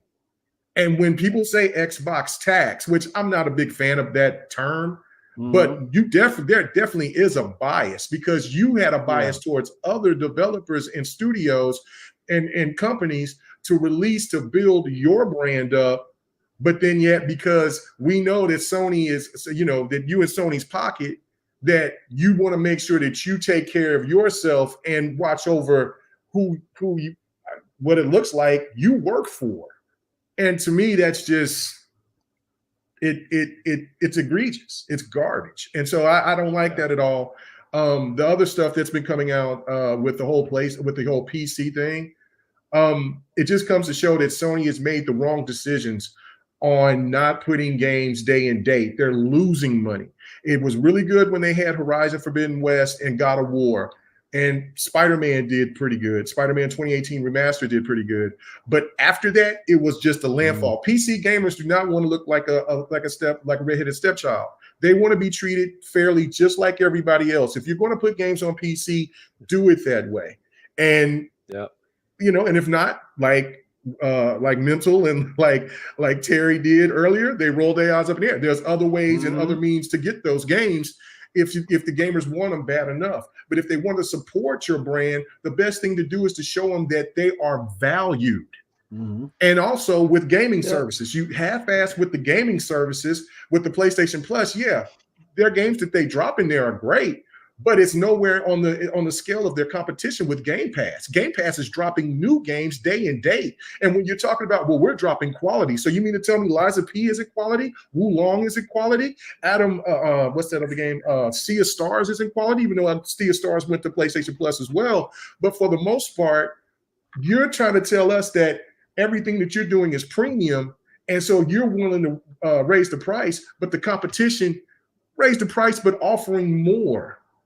And also giving you less by reducing their consoles, and people want to try to turn this into, well, they're desperate. There's no. I mean, if you want to say that they're desperate, I'm going to go where it's desperate, because hell, if they want my business, that's where I want to go.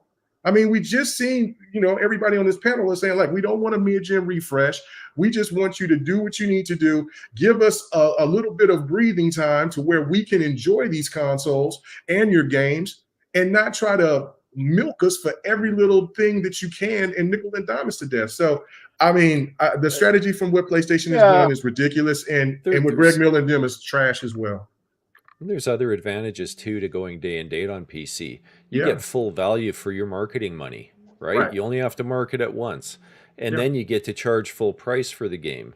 As they're doing it now, not only do they have to kind of do I some didn't say kind of a semen minor of marketing push. stars. I'm sorry. Did I say semen of stars? No, And, you didn't. Like, You didn't. I was just playing. Oh. I was just playing.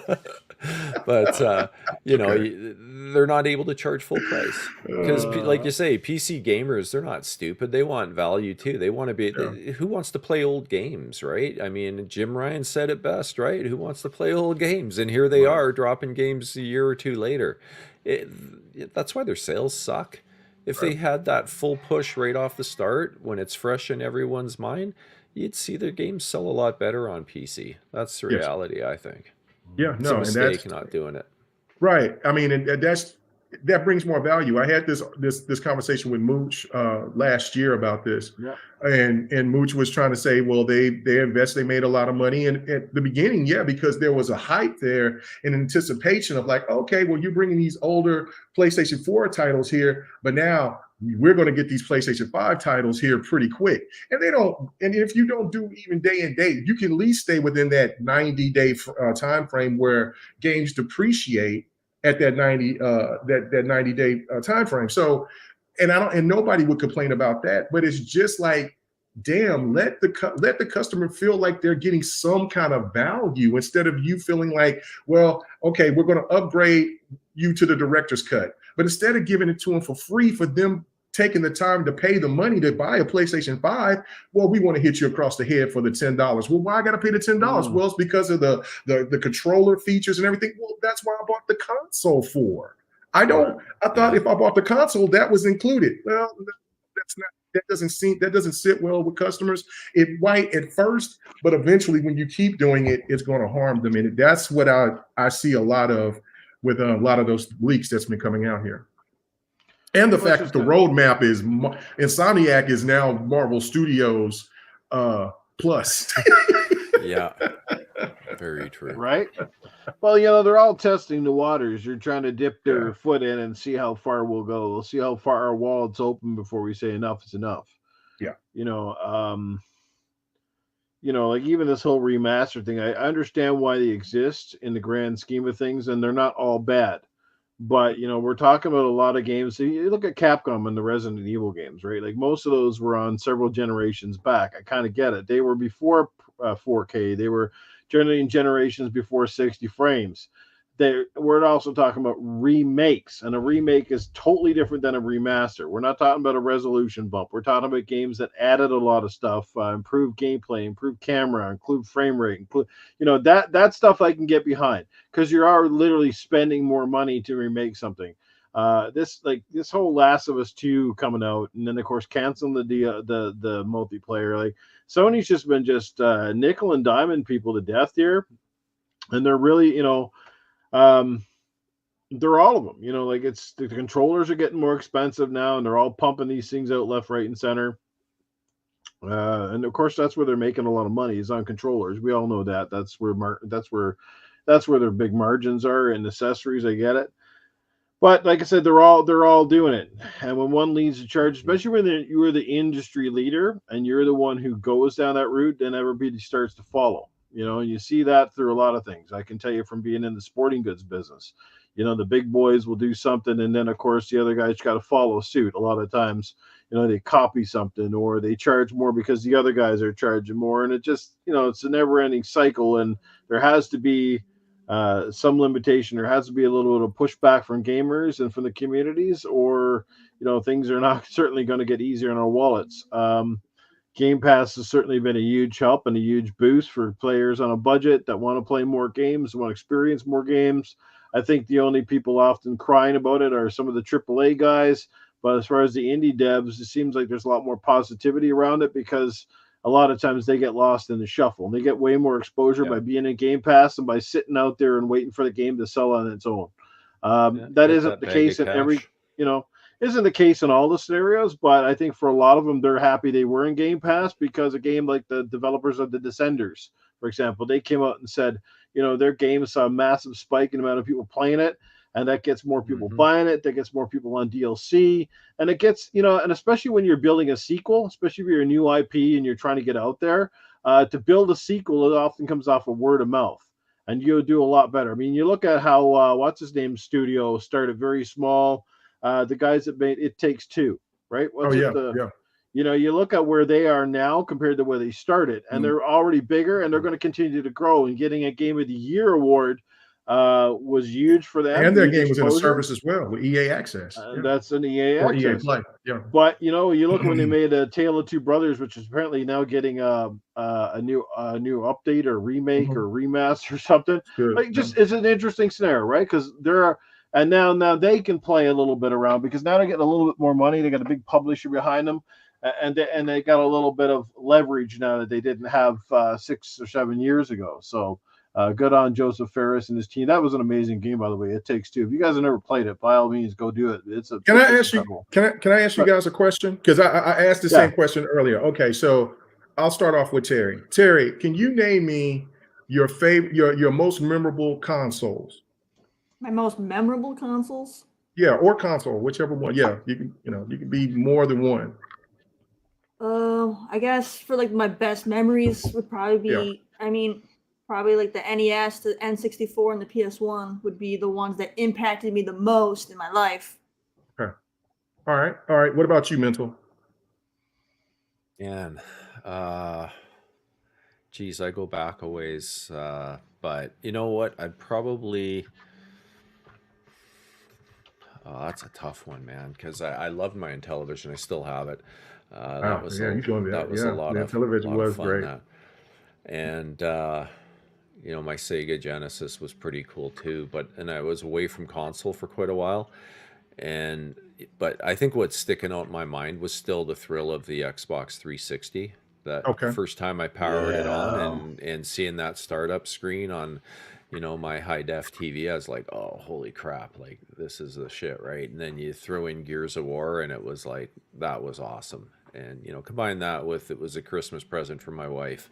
Nice. That one sticks out quite a bit in my mind. But, I liked a lot of the stuff from when I was younger too. Okay. But I'll say. All right. What about you? What about you, Noob? You know what? I could pick so many from this category, but I'm going to pick one that really defined gaming in every sense of the word: the Xbox 360. You talk about everything that maybe Xbox effed up on the original launch. 360, outside of the red rings of death, almost nailed every single thing right. Okay. I mean, for me, it was the big titles. It was the grandioso. I mean, this thing had everything you could think of. Third-party titles up to yin yang. It had some of the best first-party titles that Microsoft has ever made. Forza Motorsport 3 came into its own. Forza 4. You had all those Gears games, the 3 games, and then some. You had games like Splinter Cell in this. We haven't seen a Splinter Cell game since the 360. Unbelievable. But you think of it, it had it, right? And it did it so well. I mean, it's not also just the games that the 360 ushered in, but it was things like it was one of the first that really started to do the online and do it well. It brought in the party chats. It brought in the live. It brought in the gamer score. Heck, we did faceplates. We had a detachable hard drive on the top of the fucking console. How come nobody's been doing that shit? That's what we need more than ever right now is go back to a design of the 360 where you can buy a detachable hard drive and clip it right onto the fucking top. Like, oh my God, or slide it in like all the rest of it. How is 360 so far ahead of the fucking shit we got right now, which is driving us backwards, where we're up to our assholes in memory storage problems all the time?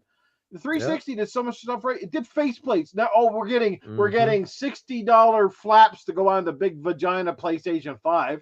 Fucking overpriced garbage. Oh my goodness.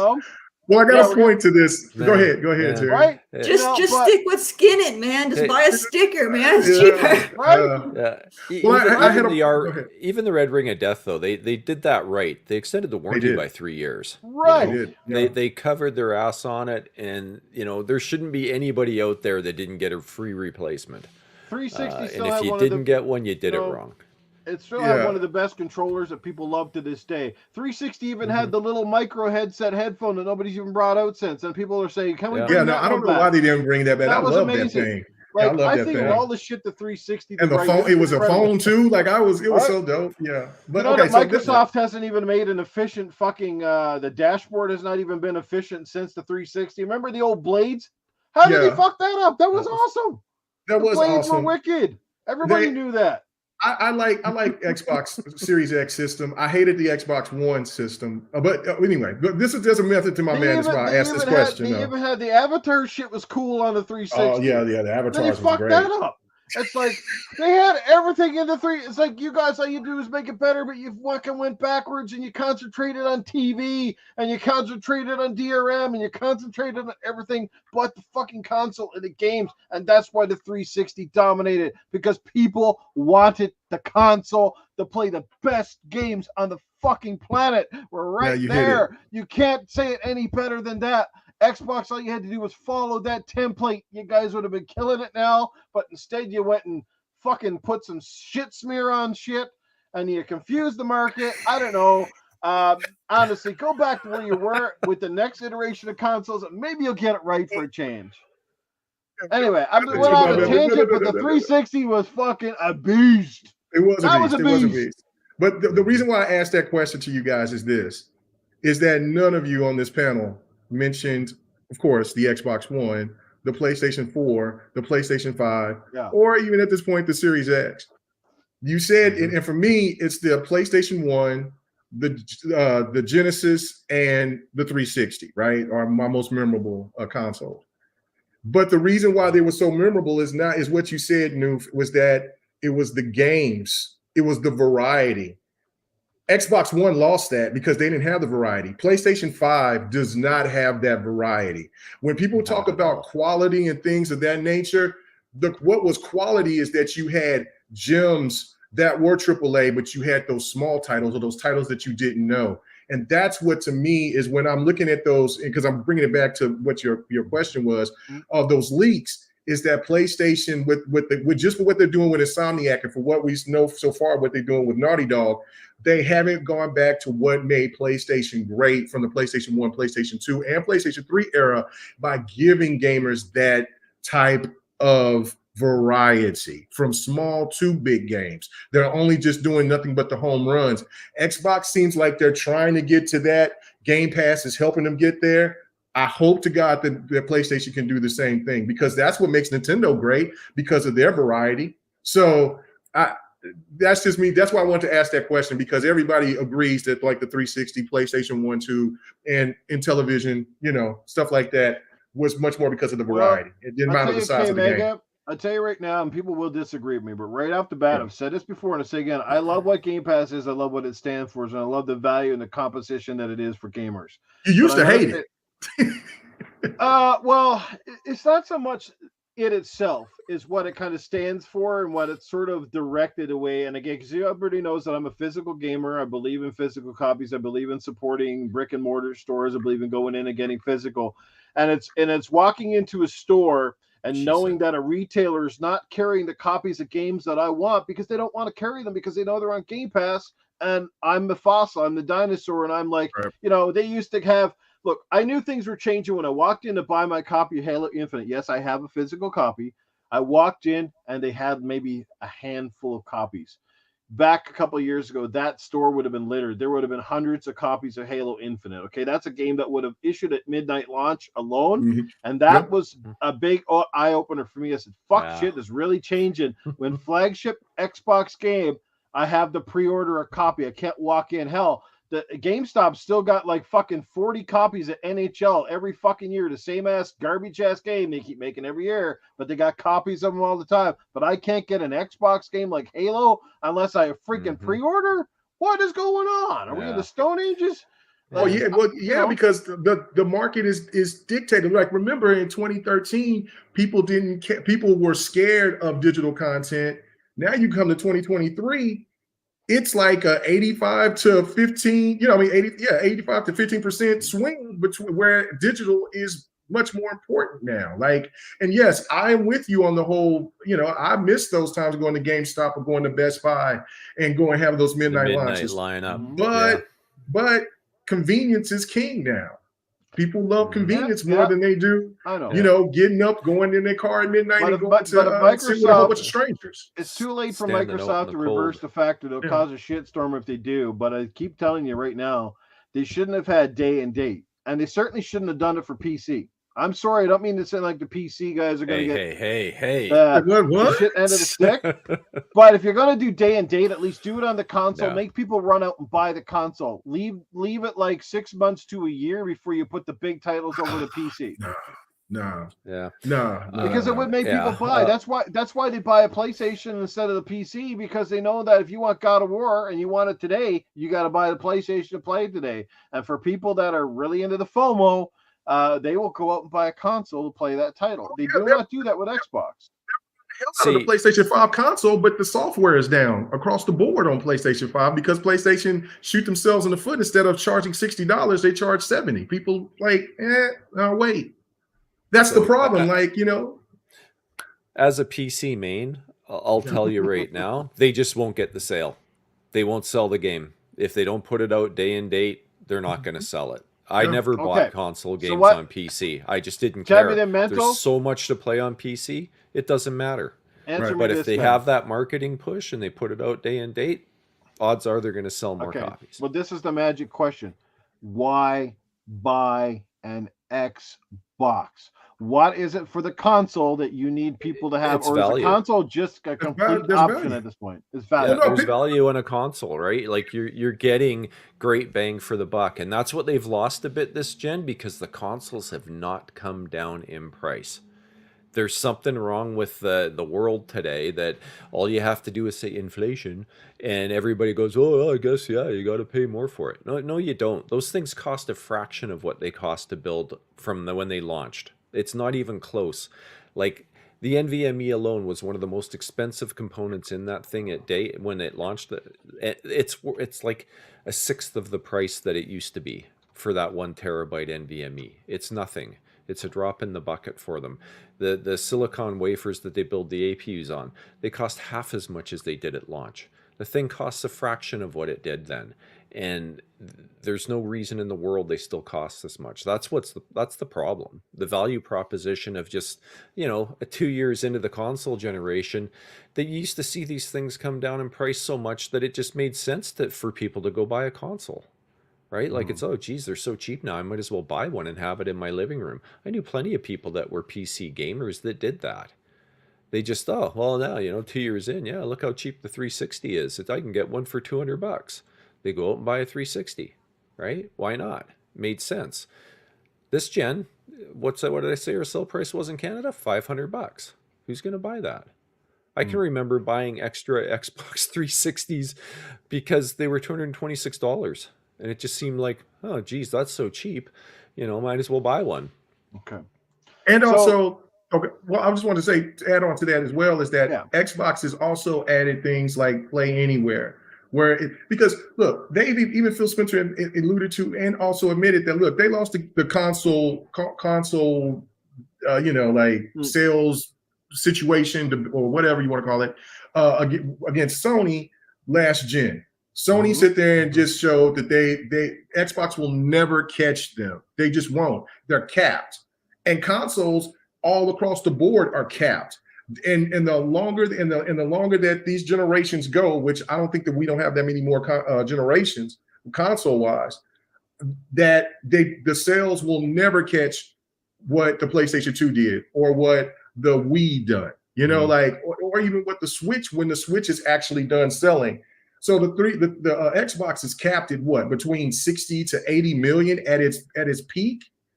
That still is not going to be PlayStation, so they have to go another route. And PC, mobile, having the access to put this stuff on your televisions and stuff like that, it benefits going in the future. You think when all this now that Xbox obviously has ABK, right? Yeah. Do you think that maybe the next wave of marketing is what changes the fortunes for Xbox, at least from a hardware perspective, when they finally do a commercial? And I would do this and I would have this shit everywhere, do a commercial and go, we have the biggest games on the planet and you can play them all for one low price of game. And you show all the Call of Duty games and you show the Minecraft and you show like the Elder Scrolls. And you show the biggest games on the planet, the games that people will recognize, and you say you can play them all right here, day one, for this price. I would have that in every store, every supermarket. I'd have it everywhere, and I guarantee you, if they put it in front of enough eyes and they pay the money, the subscriptions will start to fucking roll in like crazy. They will, and console sales will go up. Crazy. Yeah. It's gonna. Yeah, that's the goal. That's what they're going to do, and that's why I've always said Xbox is going to win the market share because of what they're doing with Game Pass and how they're making these different types of moves without having the best selling console. That's how they're going to win to get the market share is by the way that they're going now. Here's what I would also do. I would do a side by side on your commercial. Here's how much to play these games on Xbox, and you show that monthly price, right? Yeah. And then you go, here's how much to play the same games on the competitors, and you show that $70, $80, $90. Tell me which fucking parent out there does not buy an Xbox after that. For sure. I mean, just show Call of Duty and you got them. So that's what's Call of Duty on Game Pass on the Xbox. It would take a real idiot to lose the marketing battle at this point. Like they should have this on lock, right? Oh, they should. And they got to change that public perception that PlayStation is such a household name, right? Even people that know about Xbox will call an Xbox a PlayStation. Right. And they know, like I've seen that with my, friends that bought one for their kids. They bought them an Xbox and they'll say, oh, yeah, he's on his PlayStation again. I'm like, oh, you got a PlayStation? Well, I mean the Xbox. You know what I mean? And I'm like, yeah, I do. But you've got it in your brain. It's a PlayStation. I heard the next wave of marketing for PlayStation is they're giving away a free month to Pornhub. Man, I'm with it. Let's go. Oh, man. Yeah. What's the PlayStation gamers use Pornhub according to the statistics? I've said this too from what Mental is saying is that I'm backing him up on this one is that when PlayStation is so synonymous in people's head and Nintendo, people they'll look at a PlayStation game and they'll say, oh, that's PlayStation or whatever. But when it's something that's got to do with Xbox, the only thing that you really get is like they know about Master Chief, they know about Halo. And they may say something about Gears or something about Forza, but they don't say anything about the Xbox console. Yeah. That is something that they've had a big problem with when it comes to the marketing after the 360. They just fallen off a cliff with their marketing during the Xbox One era. It's been awful. They have. So, they got to get their brand out on TVs again. Yes. Even though I don't watch a lot of TV other than sports, and even that I watch it through a subscription service now. They got to get those ads out. I mean, I still see PlayStation ads everywhere. Yeah, me too. And Microsoft isn't doing that. You know what? They've got everything you could. You know how the movie industry right now, they keep saying they're hurting because people aren't going to the theaters. Microsoft should partner up with some of those big studios too, and they say for every Game Pass subscription, you get a free movie ticket to go watch a movie. What do you think? Let's go. Wouldn't that be a cool bundle? You buy Game Pass, you got a movie ticket to go see, or a couple of movie tickets to go see, whichever. I think that would be great promotion, not only for the movie people who are trying to get people back into the buckets, but then you could have Xbox marketing at the front of the fucking movie, and it'd be a win-win. I think. Like, why they're not thinking of this fucking stuff is put their ads on the screen. I've seen more PlayStation ads on big movies. Before the movie starts, and that's where you want it. You want it where people are sitting down. You don't want it at a dinner table where people are messing into their phone, right? You need to have it where they're kind of sitting down, kind of chilled, and there's Xbox, right? And biggest games on the planet, right here, $17 a month, play them all, right? The analytics is not always right. It's a good idea. Movie theaters, you owe me one if Microsoft jumps in on that. That'd be a great way to self-promote a cross-platform thing for sure, indeed. So, anyway, any further thoughts on anything else? This is our holiday show. You guys, anybody expecting anything exciting for Santa Claus to bring you this year? You got any Christmas wish list? Does your wife or your significant other buy you anything game related? That's a great question. For people in the chat, have your significant others ever bought you anything cool without them having to ask for it? Because I know with my wife, I can give her suggestions all day, and she looks at me and goes, another game.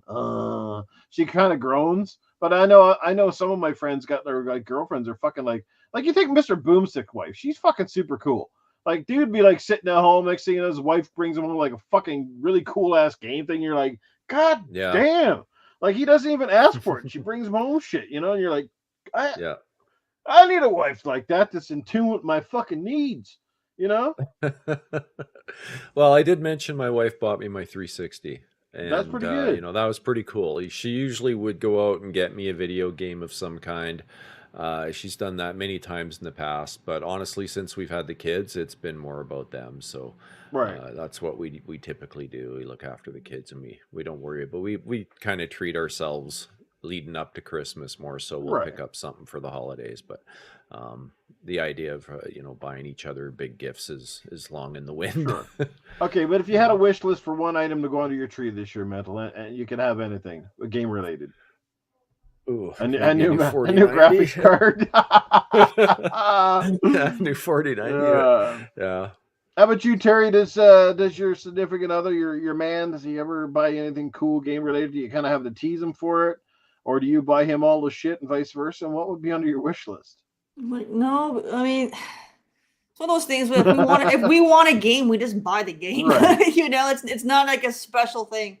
So not really. I mean, no, not gaming stuff, because that's just usually when we do gift giving, we try to pick stuff that we don't normally just get, you know, and games we just get. So yeah, there really isn't anything that really stands out for that. Like now, if he was to go and buy me, you know, car parts, that would definitely, you know, make me happy. But like, he doesn't know anything about car parts, so but that doesn't work, you know. But I'm like, you know, but that's about it. You know, that would be something that would surprise me for sure. Nice car parts. Just Yeah. My wife will give me. I gotta see that of Terry with a big old fucking muffler under her Christmas I tree. know, right? Oh man. New set of headers. Right. Yeah, my wife just gives me gift cards because she knows most likely I'm going to buy the game myself, you know, or whatever. But no, she'll if it comes to gaming related stuff, it will be mostly for like the stuff for with it because she wants to give me a new desk. You know, so but yeah, she support, you know, and then she talks about because I've had somebody in the chat that was talking about because my mic is clipping, talking about giving me a new mic, stuff like that. Yeah. But yeah, no, I mean, she's very supportive about what I do with the podcasting and gaming and stuff like that. So yeah, but yeah, she's not a gamer. I wish she was. I'm trying to get her to be a gamer, but she just I'd rather watch my reality TV and hang out with my friends watching like love movies. Yeah, you know, that's cool, man. I mean, most of us have been, and my wife is great too. Like, even though she doesn't really care for the hobby of gaming, she does support my passion and my hobby. Yeah. She buys me lots of games and controllers. A lot of times, you see me with a new game or something. It's usually because the wife bought. Like, I'll be in the store and be like, "Oh man, I really like that game." Well, I'll get it for you. You know what I mean? Like, that's the way she is. She just doesn't do much on Christmas, but it does make you miss the days of when we were a kid, you know, because nothing was cooler for me on any of my Christmases than open up a new console. Like, there was something always just amazing on Christmas morning, and you know, and that's usually always the one that you leave for last because you kind of knew, like, if you were expecting a console, like, you kind of knew the shape of the box, you kind of knew what you're looking for. You're like, you're leaving that big one in the corner for last, and you finally unpick that wrapping off, and it's the console you want it, and you got a game to go with it, and you spent like all Christmas morning just fucking knocking out a new game. Like, there was, I can't think of a better feeling in the world. So to the parents out there that got kids, I don't have kids of my own. Unfortunately, it's not going to happen for me and my wife. I don't have anybody's eyes to live through them, and my cats won't enjoy video games, I'm sure, but they do like my Christmas trees, which they love to tear down. So to each of you guys that got kids out there can enjoy their expressions, because I guess that's as close as you're going to get to your own childhood is watching your kids go through a lot of the same emotions. My kids are old as dirt now, so it don't matter. You know how you know you're an actual adult is when you actually get socks and underwear on Christmas. And yes, you're like, oh right, I got. When I get a new pair of drawers, I do get excited. I've gotten old now, so when I get a new pair of drawers, I'm good. Yeah, so got a new pair of Saks underwear. They're awesome. Yeah, so Terry is over there. I don't feel that way when I get a new bra. No one has ever bought me a bra, so it's one of those things. Like, people will buy men underwear, right? but no one buys women bras unless it's like your significant other. You know what I mean? Oh no, I'm not doing that. I went to get my daughter because my daughter is now 24, about to be 24, and my son will be 30 in February. So like I said, but I remember when I went to take my daughter to get bras at the mall at JCPenney, and the stuff that lady was bringing up to me and stuff, like I'm like, man, can I get some Hello Kitty or something like that? What is this? This is laced. My 12-year-old daughter ain't here to go, what is this? And then my daughter was like, Dad, you're embarrassing me. Because then one time the lady came with like some kind of thong-like drawers. I said, yo, what are you doing? What are you doing? What are you doing? Can you give me some granny panties? What are you doing? This is a child. But yeah, so I didn't know, and that was my first and last time that I went with my daughter, and so I never again would go shop for a woman getting underwear. So because I'm out of that realm. Gary, maybe the problem with bras is people are afraid to be insulting, because if they wanted to get your bra, they're afraid to go too small, they're insulting you. If they go too big, they might insult you. You know what I mean? Right. Because it's kind of hard to tell with the women's knockers, where they are. Like I know my wife's size, but if it was like your aunt or your uncle trying to buy you bras or something like that, they'd be just like, oh, fuck, right? Well, how many people that are buying you underwear are asking you what size you wear? None of them. They just buy you freaking underwear. And hopefully it fits. Well, there's large, small, medium, small. Well, and then there's extra large too, but but that's it. It's simple for men. With women, y'all got like this million different sizes. But look, if your significant other is going to buy, the woman a bra, they're not going to look for one that's functional for everyday wear. They're going to look for what they want for what they want. Exactly. That's what I'm saying. I'm going to Victoria's Secret. This is what. That's not a gift for me. It's a gift for you. Don't even play it. Oh, see? That's why I don't do it. Well, I'm going to take a wild guess, Terry, but something tells me you're above the double D. Okay, let's go. I can relate to the daughter thing though. My daughter's 14 now, and so now she's a bit of a tomboy though, so she's wearing track pants and stuff like that.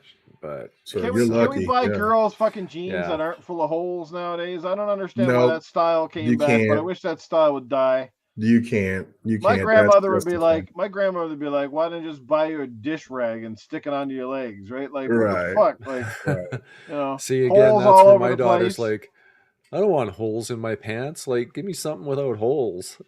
She's I had a hole in my pants. We call it a fart trap. That's all that was,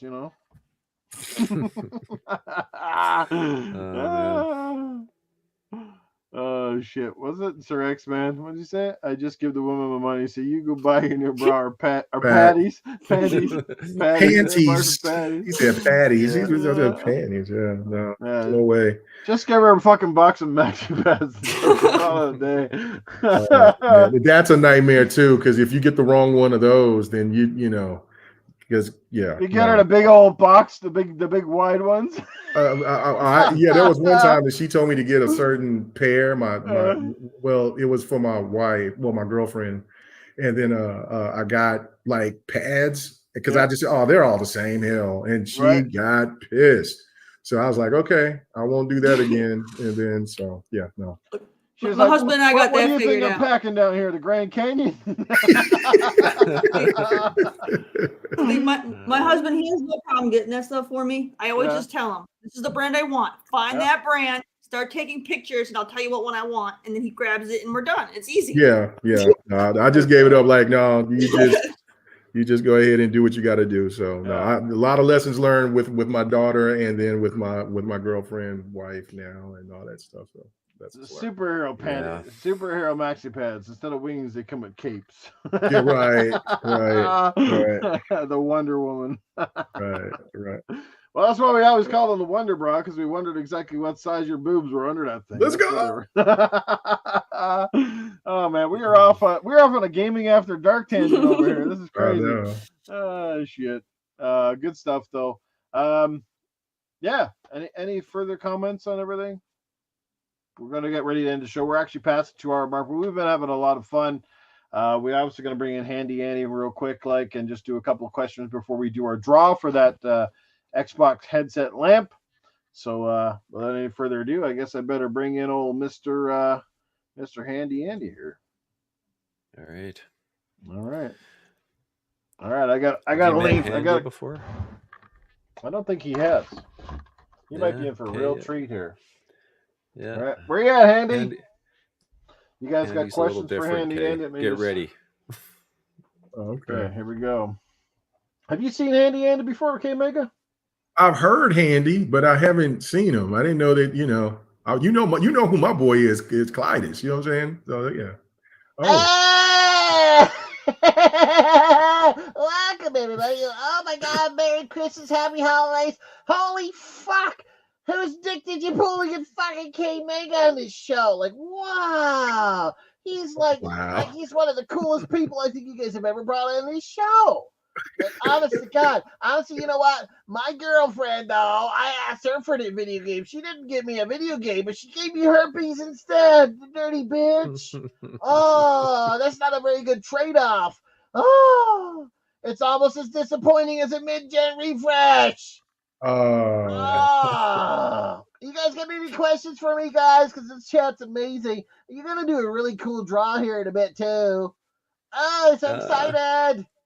Yeah, there's a question from the game complainers. Handy Andy, how many pairs of used underwear does RKW88 trade into GameStop for Modern Warfare 3? Oh, those are called his special skin underwear. He wraps them around his PlayStation 5, and he brings them in, and he tries to trade them. He said, this one comes with accessories. KMEGA, he looks totally perplexed down there. It's like he's never seen a nerdy white guy with a terrible hairdo before. Another one from Rock88. Handy, do you think Blade was a recruitment ad? For who? Bloodsuckers? Honestly, God, all I'm going to say is, Blade, you better be fucking super fucking awesome, because Redfall, like, literally, pardon the pun, it sucked! So, Blade, you better be freaking cool. Heck, I mean, they can at least put a Wesley Snipes skin on the dude, and that'll be cool. Though. That'd be really cool. I would totally like that. I like the Blades. Plus, they can bring back Ryan Reynolds and that sexy babe, what's her name, Jessica Biel, put them in there. That'd be cool, too. No, Blade's cool. I'm pretty excited. I mean, I might even have to go out and buy an Xbox Series S just to play some Blade. Let's go. Right on. Cool Cat Terri, how you doing? Long time no see. Where's your big pussies at in the background? I don't see them. You scared them away, man. You scared them away. I probably did. I scared a lot of things away. Yeah. 2-pad stack. Handy Andy. What are your thoughts on Xbox bringing back exterior SSDs that slide right in? I think he's talking about the expansion drives. How does Xboxes get SSDs? Oh no! SSDs. Solid state drives. I forgot to use my Q-tips. My ears are a little bit clogged. Oh, Well, hopefully they're not as yellow as your teeth, buddy. Ooh. No, there's not many things as yellow as my teeth, other than my urine streams at times. That gets pretty yellow. Ooh. Looks like a collection of apple juice in a big bowl. But I think there's a couple of super chats here. Maybe we should get a couple of those before we scroll up. We got one coming in from RWK. Oh no, I think you read that one already. Yeah, I did. I didn't realize you're reading the curtain. And we got another one from the Game Complainers. Too funny. Hey, Game Complainers, I know you run your own video game store. Can you hire me? I need a job. Can I come work at your store? I mean, I can sell games for you really, really good. I'm really good at selling games. I'm just really shitty at trying to reach for the top shelf. So don't put them too high. I can't jump that high. You know what they say? White man can't jump, and I can't fucking jump. Oh boy. They're making a remake of that fucking movie. Like, why? The first one was good. Yeah, it looks bad. It looks real bad. Yeah, why? Leave well enough alone. The first one was epic. I don't even Too know many remakes. But you know what? They got to remake everything. Oh, God. Sir X-Man wants to know, Andy, are you going to slip into Santa's bag this year? gonna hide Yeah, out I down might be in and Santa Fe. wait I for him could to end show up. up? I could end up sliding down somebody's chimney this year. Absolutely. Yeah. So you might open up a present. It could be me. I could be naked inside my Christmas present basket. Who knows? Well, remember, don't have your outbreak before you get in there and doing that. So. Oh no! Well, you'll know which one you know which box I'm in because the box is always soggy. Oh, jeez. But anyway, I've had a great time. KMEGA, it was awesome having you on here. It's about time Nukem finally brought some quality panelists. There we go. I like that. Yes. Some guys have analysts, and they really put the anal in analyst. Oh, okay. But thank you, Handy.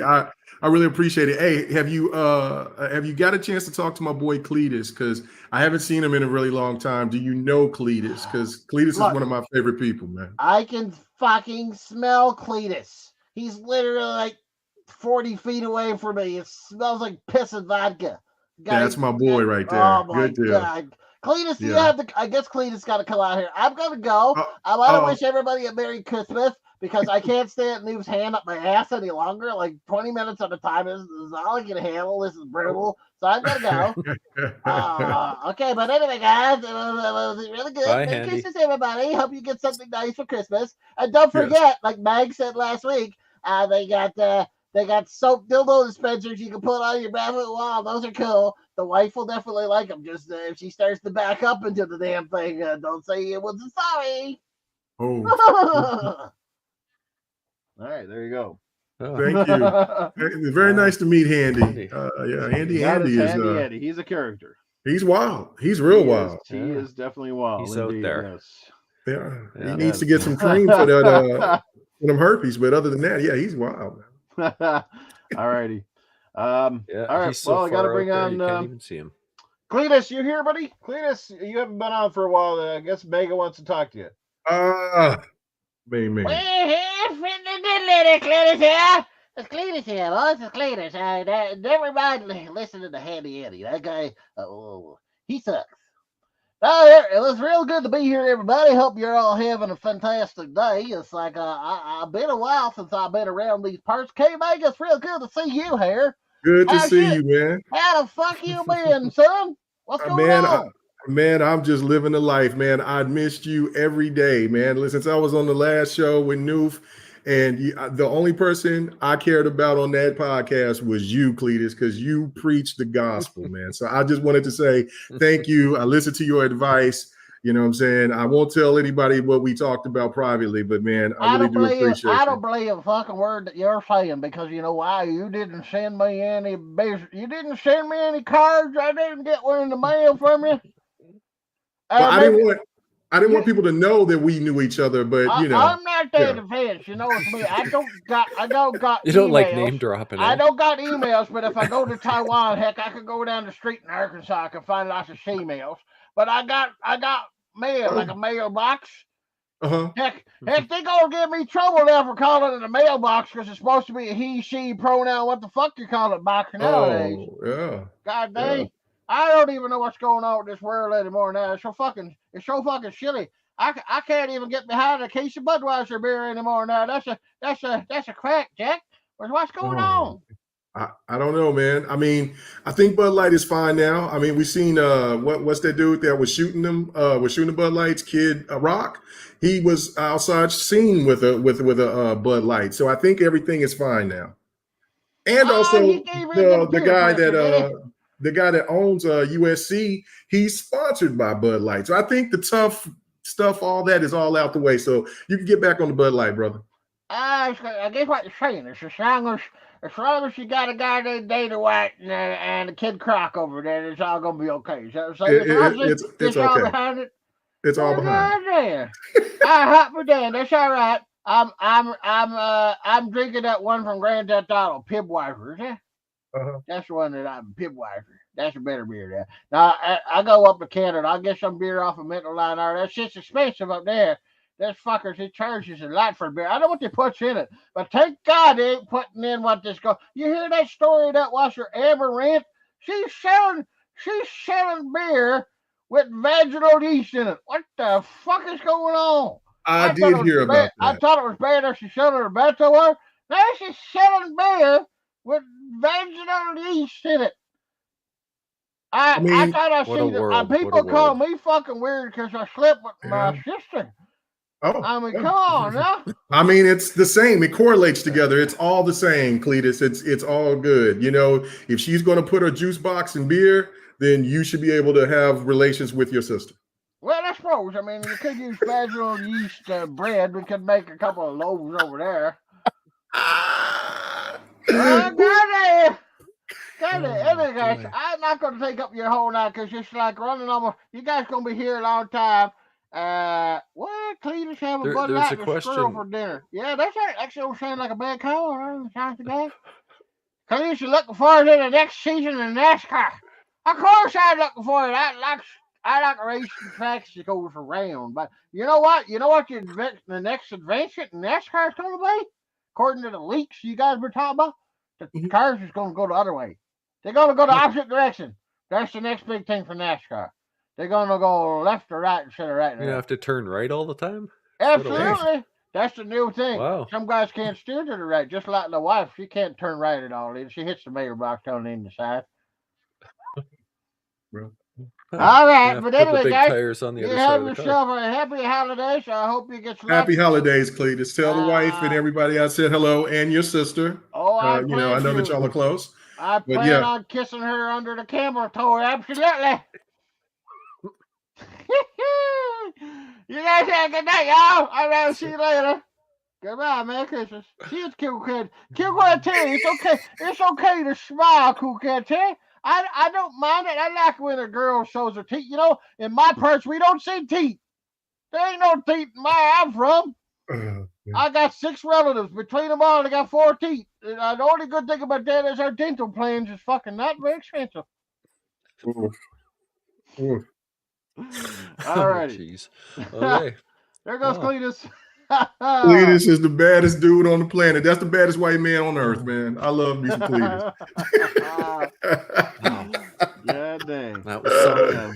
That was very Jesse Darby's probably pretty happy. Yeah, Jesse Darby's pretty fucking happy in the chat. He loves Cletus too. So there you go, guys. Cletus and Handy Andy tonight to cap off 2023. Well, let's say for any further ado, let me bring up the wheel of winning. Let's get this prize out of the way. I'm going to read out the names. I hope I didn't miss anybody, so I'm going to read them out. These are the people that showed up tonight in the chat that I saw.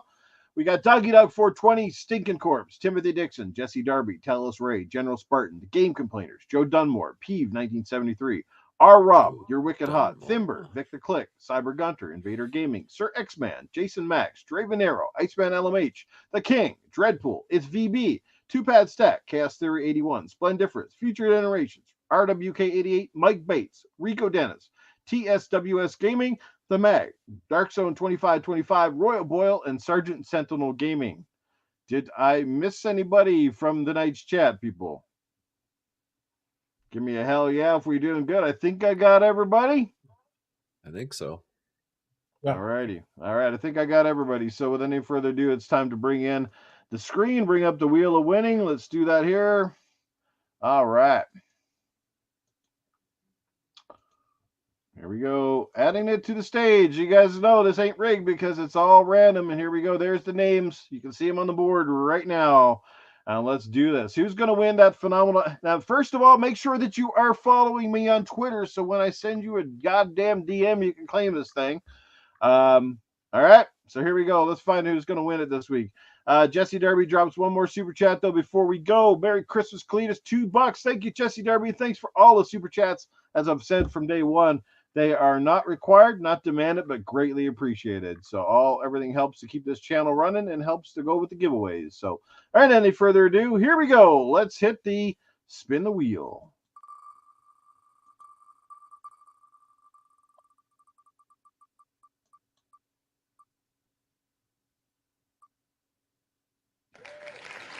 Hey, You're Wicked Hot wins the Xbox headset.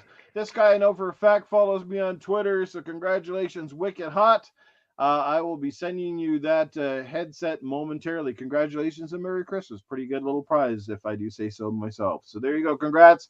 And again, thanks to everybody. We'll have more prizes in the new year. We'll be back again with this podcast probably on the 2nd, I think, which on a Tuesday, if not the week following. Depends on Mental and Cat Terri and their availability, but we'll certainly keep you posted. Without any further ado, everybody, obviously, it's been a great show. It's been amazing having KMEGA on. KMEGA, thanks for taking time out of your busy night to come and be a part of this show. It's been long overdue, 25 episodes in. You made a milestone for us tonight, and it was obviously that the chat enjoyed you being here. It sounds like you've got a lot of respect and a lot of fans within the community that just love the way you articulate, love what you bring to the table. So, my friend, without any further ado, let people know where they can follow you if they're not already, and what you got coming down the pipe for us in 2024. Yeah, man, it's always an honor when people ask me to come on to their podcast, man. So the same, I really do appreciate it. And I'm saying, and just to work with Terry and with Mental for the very first time, man. I hope this isn't the last time for sure. But you can follow me on Twitter or Twitter X, whichever one you want to call it, at KMEGA4. Also, I have a channel, YouTube channel, KMEGA405. Come check that out. We just recently dropped a video. Me and Ham Solo, we do this thing called the crossover. Also, the last GRG for 2023 was last Friday. Hope you get to check that out. And I did a My Thoughts video yesterday as well. Hope y'all get to check out that content. I will be back. GRG will be back on the 15th. I like to take a good break, you know what I'm saying? So it's going to be fun and enjoy the holidays, enjoy Christmas, all that. And the return of Fight Night will come back at the beginning of the year too. So I'll be back doing my fighters and all of that. So, and that's on Twitch at KMEGA405. So thank you guys so much, man. It was an honor, and I hope you guys have a great holiday, great Christmas. Mm-hmm. Awesome. Cool Cat Terri, obviously a big part of Good Morning Xbox. On Sundays, you also do a lot of your own stuff as well. So let people know where they can catch up with you, your channel, and what's happening in 2024. All right, you guys, you can go ahead and you can find me on Twitter or X, wherever you want to brand it as. And it's CoolCat_Terri over there. Otherwise, you can find me everywhere else on social media as Cool Cat Terri, one word, like you see it right here on the screen. So you go ahead and do all that. I'm on Twitch as well. I stream on there on Sundays in the afternoon, usually around noon, after the Good Morning Xbox show has ended. And I do Ubisoft games exclusively. I am a Ubisoft partnered streamer, so I just play Ubisoft games, and I have a blast. So you can go ahead and check that out. And then I also do my main focus right now outside of podcasting is I have my automotive YouTube channel, Cool Cat's Alley. Go check that out. I recently finished my cooling system refresh project, which was hefty. Let me tell you, I tore everything apart, replaced everything. So you go ahead and check that out, and hopefully next year. Skull and Bones? Yeah, Skull and Bones is coming out. I'm definitely excited for that. But yeah, that's pretty much it. I don't know what gaming wise. Yeah, Skull and Bones, and then whenever Perfect Dark decides to get more announcements, I guess. Oh, man. You know what I mean? But we'll see what happens there. But yeah, it should be a good year next year. And if you got any automotive questions, send it to Cool Cat Terri. She's pretty handy around the car, apparently. So there you go. Mental 9R. What will you be playing in 2024? What is your mission objective, sir? Let people know where they can find you and Caffeine Entertainment.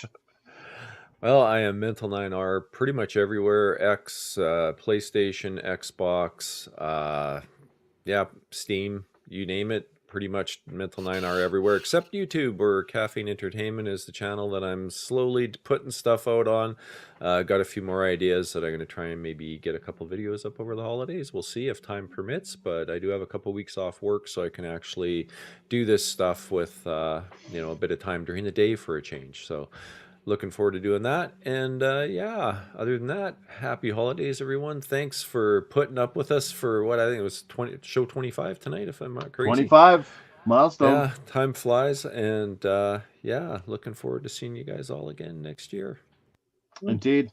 And again, big shout out to the originator of the Gaming Fuse podcast with Titan Drago. Obviously, had to leave us. I can't even remember what episode it was, but it's been a few months back now since he left us. So we brought in Cool Cat Terri.